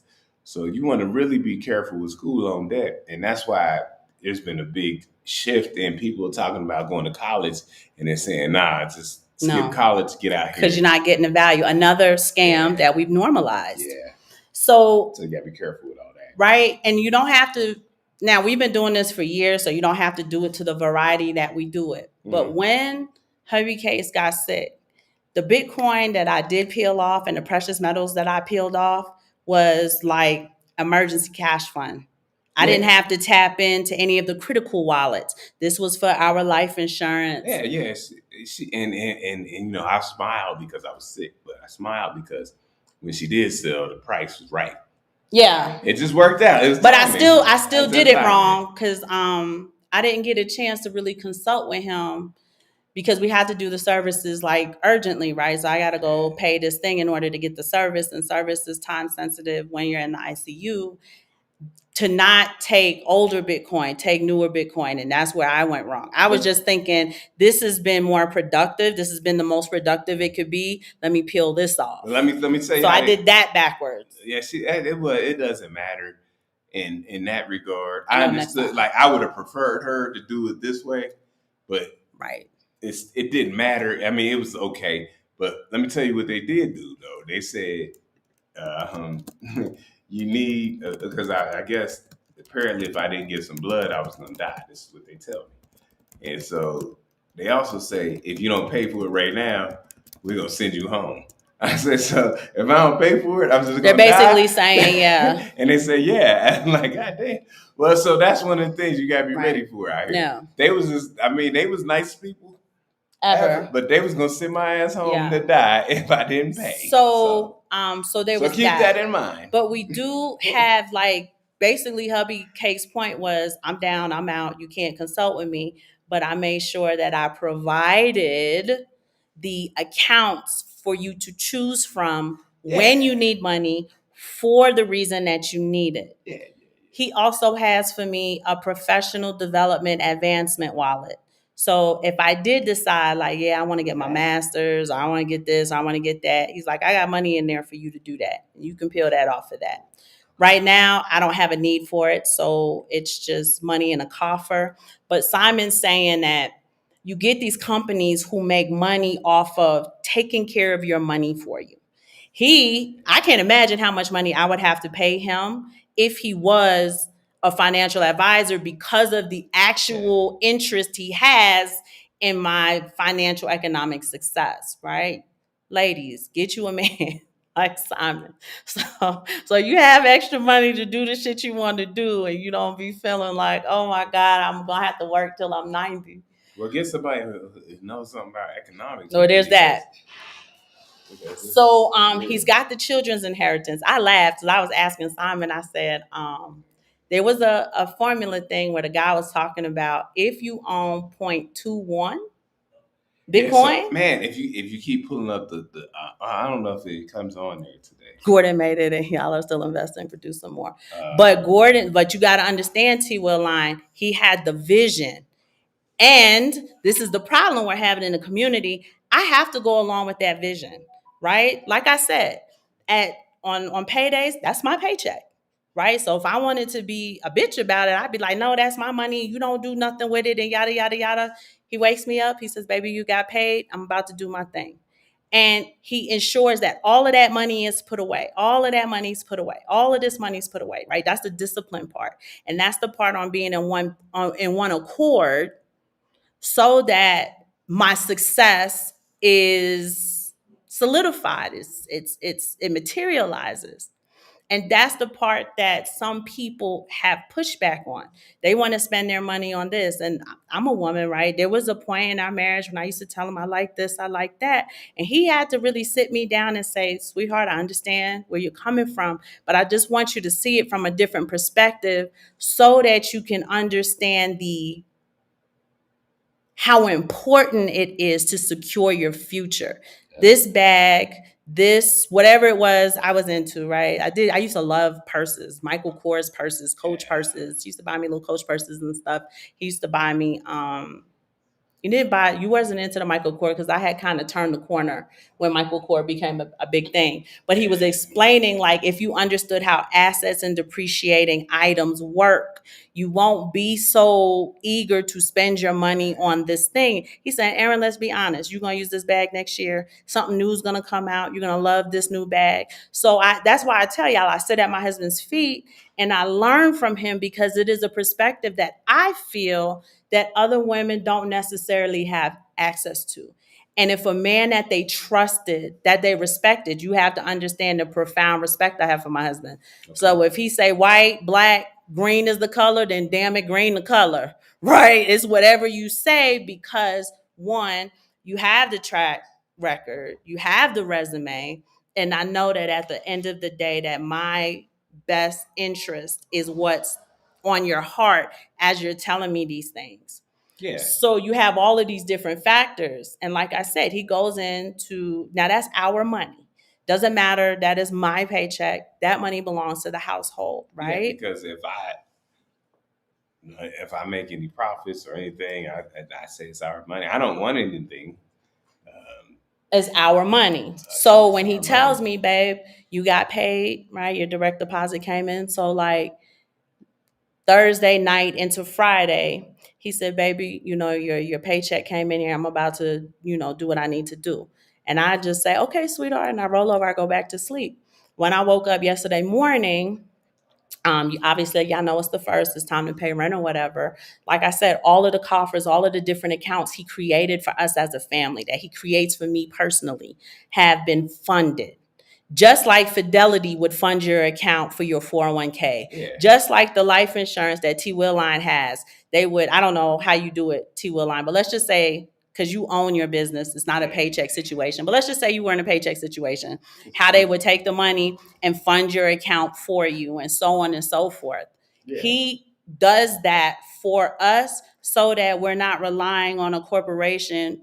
Fidelity has to get paid. They have to make money some which way, shape, or form when they fund our accounts from our paychecks. Consider that.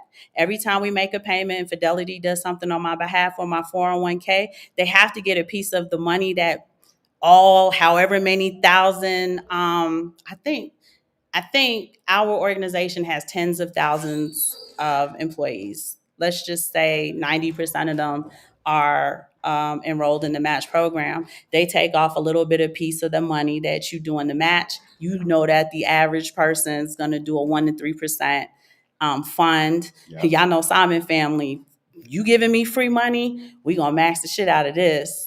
It can't be more than $21,000 a year. So I get it right to that 20, right? We're going to do it aggressively because what obviously, does that 20 do?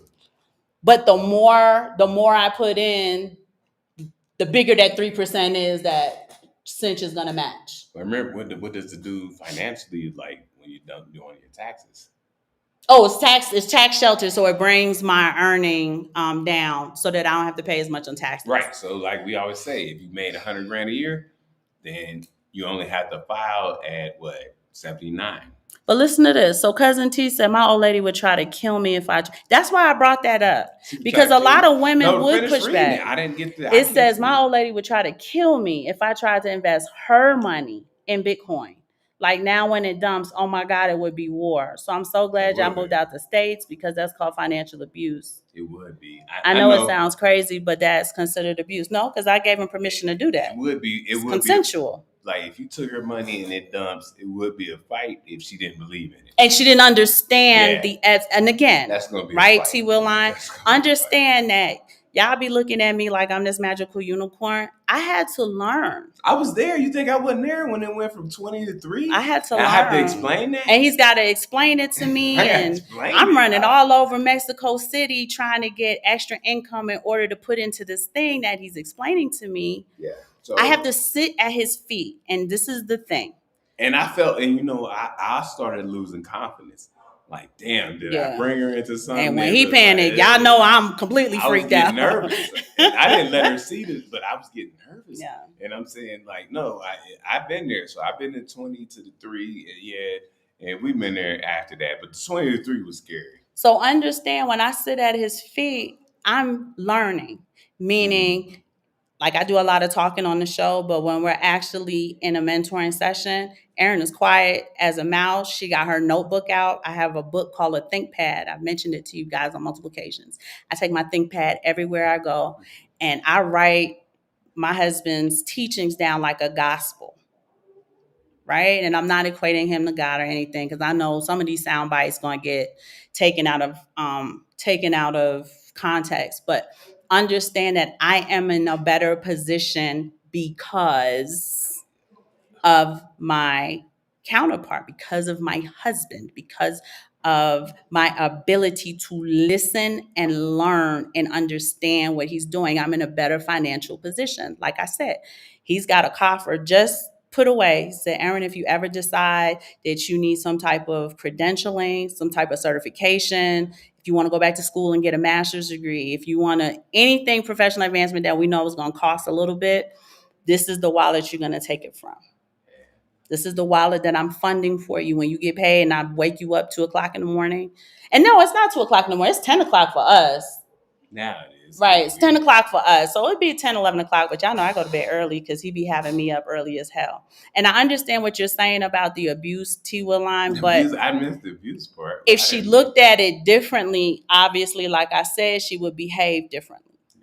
And there is a discipline that goes to it. Even though we're high income earners, Erin does not have the ability to buy whatever she wants, go wherever she wants, do whatever she wants. We are a very budget conscious household. And even then, Simon wishes I was tighter on the budget he would prefer. And for a woman, I'm really good. I'm not high maintenance. I do like nice things, but I'm not high maintenance. And like I said, if I go to my husband, I'll say, babe, I saw this on Amazon. I really, really want it. He'll look into it. He'll look at it. Most of the time, he's like, yeah, this is fine or whatever. A lot of women don't like that. You asking him for permission to use your own paycheck? Yes, heifer, I am. I'm going to my husband as my partner and saying, I would like to do a larger purchase that comes out of our money, out of our joint account. Your name is on there too. Listen, and what do you think? And sometimes the answer is no, y'all. It's no different than these dummies that we see in like the NBA who have somebody who's like they're financial and they're saying, hey, you're spending too much money. You can't afford this car. You can't afford this. You can't afford that. And then the people, if you're smart, you listen to them and be like, all right. And then most people are stupid and they just buy it anyways. Say hi.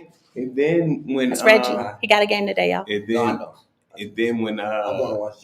then when you're bankrupt, and somebody said, "Hey, I tried to tell you," right? You remember that Ray J episode we watched? Yeah, it was a clip. So Ray J had to go to his financial whatevers to sign off on getting, I can't remember what type of car it was. Kind of and the white guy looked at him and said, absolutely not.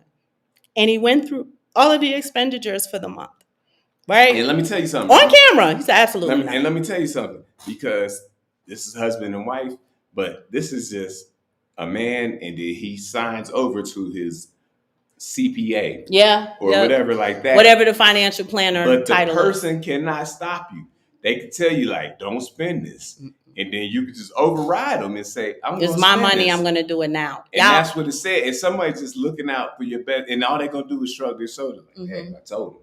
So, like and I then said, when you come back and say, oh, damn, I'm broke, it's almost, they have the professional courtesy to not be like, I told you so.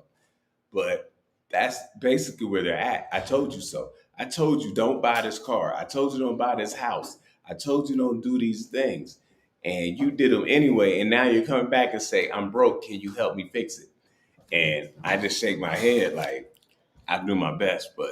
And that is some of the things I wish I can get like a women's conference together to just kind of like, now granted, you have to pick the right gentleman. Uh-oh. Right? You got to pick the right guy. I don't know. Some of the metrics women use to pick men is the problem. But understand, sometimes I'll go to my husband and I'll say, baby, I'll say, Bubba, I call him Bubba, hubby cakes, whatever. I want to buy this thing on Amazon. Like I said, sometimes the answer is no. He'll be like, tell me more. And I'll tell him more about why I want the thing, da da da da da. Sometimes he'll say, not now, right? Doesn't mean I can't get it at all. You just can't get it right now.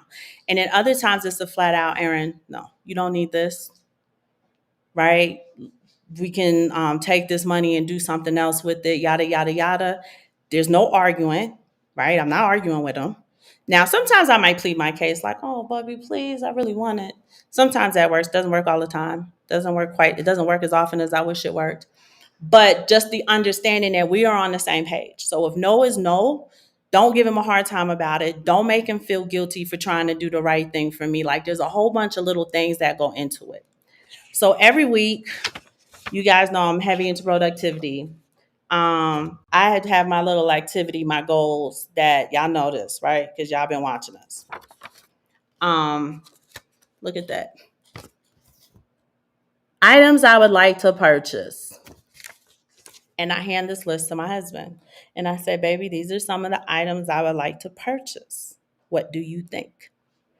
And some of the items like obviously glasses, contacts. I need new glasses, contacts. Does Erin need brown wedge shoes? No. Does she need a pair of brown high heel boots? No. Right? Do you need a new phone, Erin? I just got you such and such on, and so I got you a new tablet or whatever. Do you need a new phone? Maybe that's later, or no, Erin, you don't need that at all. That's an expenditure you absolutely don't need. But I give him this list and I show it to him, and we agree to whatever it is he says. Now, y'all gonna send me the emails. That's cool. I don't care. But you want to understand that households are more functional and they run better. And my ultimate issue is when your ass go to work, you do whatever your boss says, and y'all ain't in no partnership. Your boss tell you to do something, you can tell them no, you just be replaced. So you're able to take direction from strangers who don't have your best interest at heart, but you're not able to take direction from the actual head of the house. And y'all know I'm heavy into my Bible, right? Mm-hmm. He is head over me. I'm head over the children, which makes him head over all, right? I was in the military. Y'all know that colonels, full bird colonels, they be in charge of, they're commanders of battalions, squadrons, units, however your military situation, your military assembly is broken down. But the general is over his ass. Don't matter how many people he has under him. General is over him. And he got a yes, sir, the hell of that general. It's the same thing in a marital household. And that's why we have these examples in order for you to understand that. Right? Again, I have my own income that I bring in, but we as a team agree to how the money is allocated like a business. We can consider the income that I bring in from my little tech gig to be profits in a sense. Okay. And then he takes those profits and he invests them to garner more profits. and he puts them in these different coffers, and they're not there for disposable income. They're not there for me to go wild and do whatever I want to do, especially because of the amount of money that it is. It's easy to squander it because you feel like there's just so much of it. And then it brings it down to a level where now that I've paid all of the accounts that belong to us, now we have to budget the money. Yeah. Right? And that is what would make your girlfriend upset, because now it's the amount that we put away, the amount that we invested, the aggression in how we're investing. We told you the whole point of us moving here was to be able to invest 80% and live off of 20, not the other way around.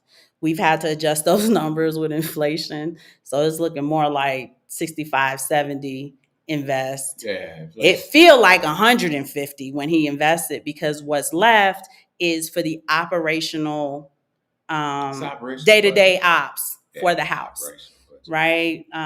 Groceries, rent, kids, we got to pay refs, right? Every time the children go to a game, we got to pay the refs. We got to pay for this. We got to pay for that. The children need this. The children need that. And typically the children need. Doesn't mean we don't have nice things. Doesn't mean I don't enjoy my lifestyle. But my lifestyle is disciplined in spite of. And if more women, melanated women, could get on that program, they would see a less stressful, I think so, more meaningful kind of lifestyle. Two, there's a discipline to it. Again, if he says no, it's not like I'm in control and I control everything she does. He's never, ever, ever, ever had that type of like attitude towards me. I'm not trying to control you. I'm not trying to control what you're doing.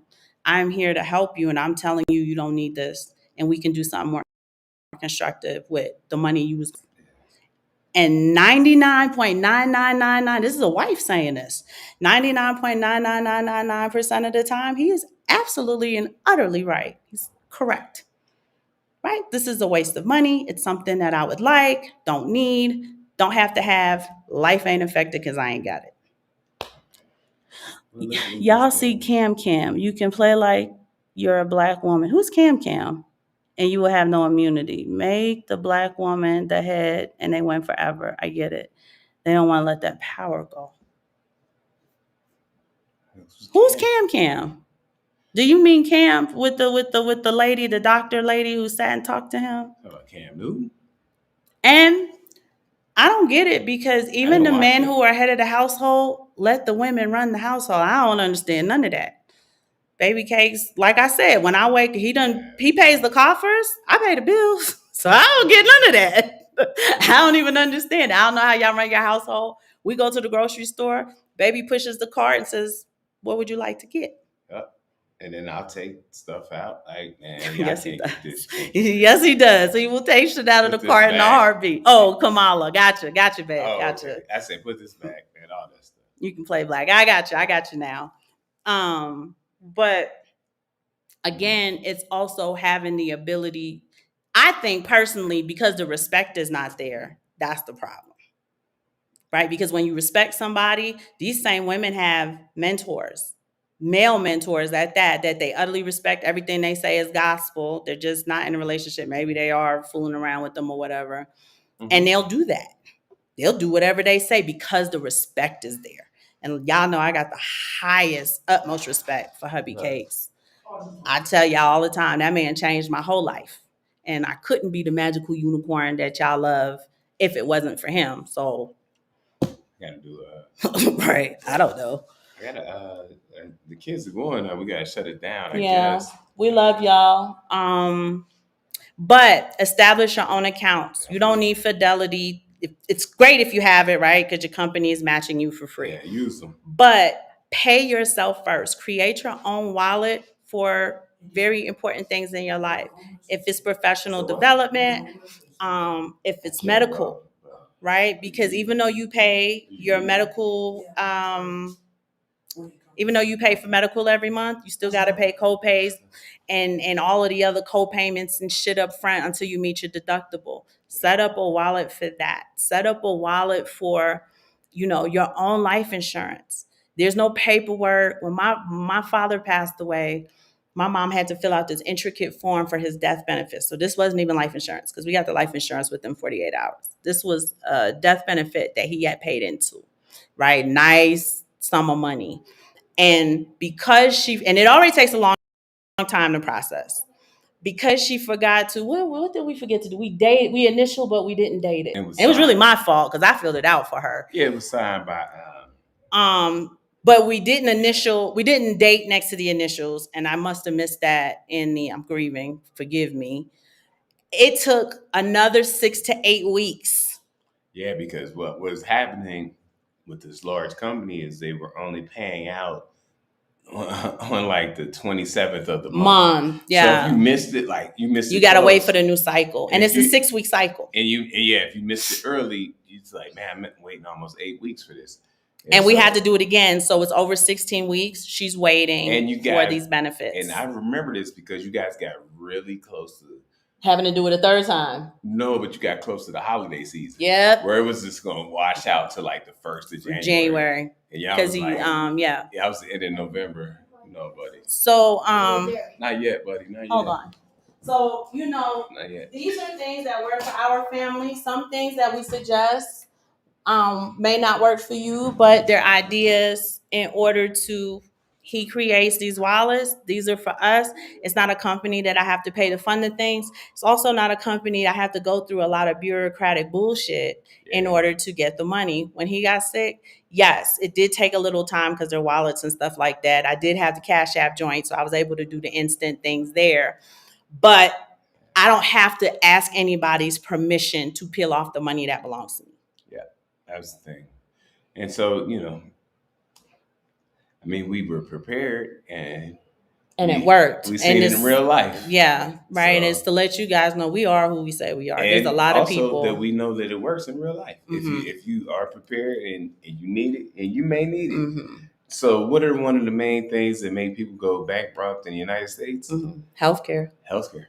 So, and that's in a place where but it's getting so bad that what are you saying? The premium, not the premiums, the copays. So I'm going to tell you this. My girlfriend that I work with, beautiful soul. Mm-hmm. She needs some care, right? And our healthcare went up 12%. I'm not opted into that. It went up 12% this year. So she's paying more on that end. The copays also went up. So she's going now. She needs to be seen for same-day surgery. She needs to pay $1,200 up front and then pay another large amount. I think it's like $2,400 on the back end. Mm. So now she's standing there and she's like, my medical went up 12%. The copays went up. When we did the math, it went up like 8%. I think you sat and did the math. Okay. The copays went up like 8% or something. Simon sat and did the math as we were listening. Well, that's a lot. Right. So right now, when you add it together, that's already 16%. She goes to the lady. The lady says, you need to give us $1,200 up front. After the surgery, you need to pay us like $2,400 or something like that.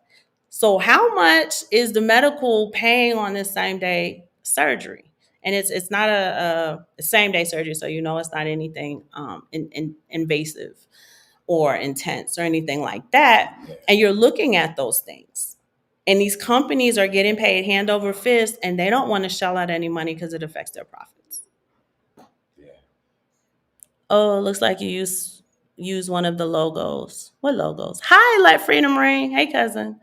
What do you mean by looks like you use one of the logos to align?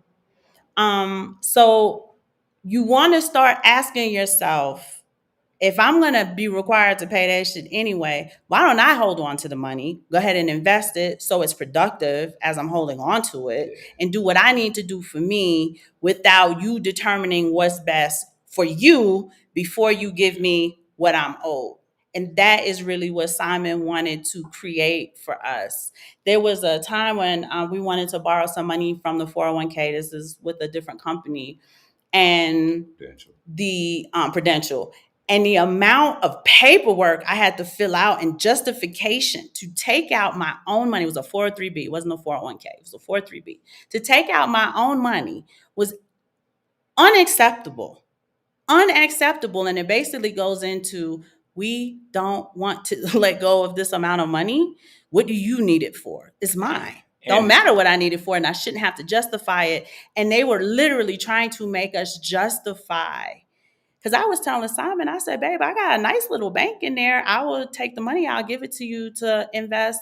At the time, it was Bitcoin, wasn't it? yeah, and that's what we're saying. Be your own bank. You have to be your own bank because now you got Fidelity and all these places telling you. Yeah, I worked at Christ asking Hospital you for why are you over a like, decade, had hella money in there. And when he so- was telling me, like, we want to get our hands on some money, maybe at the time I was younger. So I used to actually get a tax return. I don't now. So my job is to bring it down as much as possible.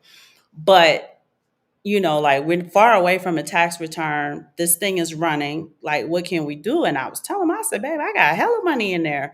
I'll just go to the bank and the bank inside the hospital and get the paperwork in order to. Remember, this bank is a credit union. It's a credit union, but they worked with Prudential because that's where the money would be deposited into. It wasn't our Chase account, and then we didn't have Wells Fargo back then. But the paperwork. And then, they're sending the paperwork back, and I need more justification here, and I need more information there. And I'm like, hey, I shouldn't have to give you shit. Just give me my money because you said that I'm allowed, I'm able to take this money.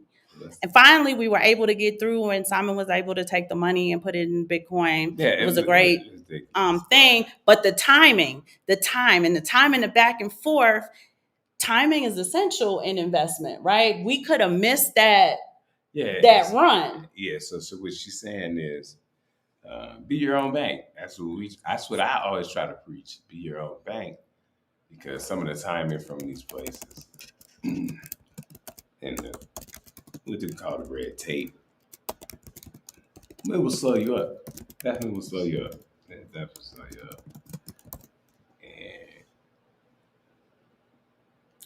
T. Willine had cleaned up some logos for me, and I clean forgot about it until he reminded me. Thank you, because the crop, I don't know why I was cropping like that.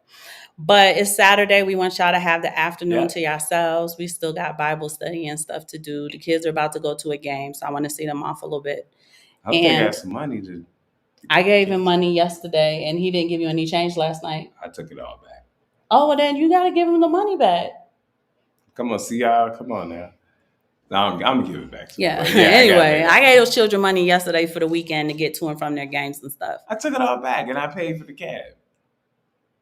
I did. But they didn't go home in the cab. I had to pay him anyway. Because he showed up to pick them up. That was nice. I had to pay him anyway. I didn't have to. I could have fought him, but I'm not going to fight him. But that's why we need Bitcoin, no third-party interference. Yes, let freedom ring, but you also got to set the paradigm up for yourself so that you can maximize that ability to be your own bank. And that's what he sits and he does on the 1st. And the 5th is really the 30th or the 31st and the 14th in the middle of the night every single month. And like I said, T. Willine, he's laughing, but baby got like 8 things that he pays. And then what happens is after I pay the bills, then that's the budget part. I don't even look at it anymore. Like, well, you got, spend what you want. I already pay yourself first. Is what I do with the Dave Ramsey. And then after that. Because you don't want to pay yourself first and then have to peel it back off. So that's really my goal is to not peel anything back off because of something that I perceive is needed in the house, or, like, oh, Reggie needs some new basketball sneakers. Does he? Right? Like, does he? Or I need some brown wedge shoes. I have black and gold, I have black and silver, but I don't have brown ones. Do you need that, Aaron? No, you don't. Yeah, so Hubby okayed it though, so I'm gonna get them. Yeah, so that's what we do. We work together. We work together, but we got it. I guess we kept you guys here a long time. We're gonna let y'all go. It's about to rain. Good information on a Saturday that we could bring you. We're gonna try to see if we can bring you something this week. Mm-hmm. We won't. I can't guarantee the days, but we'll bring something. Mm-hmm. But make sure y'all get your ounces. I'm serious about that. If there's an impending something, definitely get your ounces during slow news cycles. Like you're trying to buy, and Bitcoin's been chopping sideways for 6 months. So you grab that, but you grab some some physical silver as well, because it's a slow news cycle. But you and never nothing know, happen. right? Constitutional silver. If you guys have questions, I actually love you can constitutional email silver. me, just because of it enlarges the visibility. And people look at it like something that, There we go. right, it's a quarter, but this quarter is worth $2. What do you mean? It should be worth more than that. Right. But you understand what I'm saying, right? Or this dime is worth $2 then, There we or it's go. worth $3.50 or something like that when you add it all up. There we go. I could do But that. every time you go to the store, get you some extra water. Your medicine cabinet is very important, because y'all know they're always trying to make you sick. Medicine cabinet's important. Dear Bib, we missed you guys too. Oh, she got some ounces this morning, so that's wonderful. Oh, I think I got some ounces. And start talking to your friends and family as well, to also get prepared, because everybody is wildly distracted as the military is sending this memorandum. You got to sign off on this. They're doing this, and what did we used to call it? We for the weekend, when we had 3-day weekend like this, we used to have at the end of the day. Travel. No, it was the commander's call, right? Every commander's call, they are talking about this, and you needing to get your family in order, you needing to be prepared at home, and so on and so forth. So the fact that the American people on a whole are not getting that same counseling, it's important that we spread the word and we take care of our households. So that's indeed. We love y'all. Y'all know y'all are cousins. Anything go down, we're gonna bring it to you guys first. Let your October 1st, right? So we're slowly getting there. We're already in September. That'd be fourth quarter. October 1st is going to be quarter four. It's also typically the fiscal planning for the next year. Mm-hmm. Most corporations, including the military, who have fiscal policies, do the planning in October for the fiscal year 2025. Right. You should do the same for your household. This is how I want to invest. This is how I want to spend. Okay. This is how, I need to do this, or these are the goals that I have that the money is going to go towards. And again, planned money is often spent more responsibly than somehow, some way you got a windfall. It's gone because you didn't expect it. Okay. All right. So definitely do that, you guys. Put it on your to-do list. We love y'all. We didn't have anything else.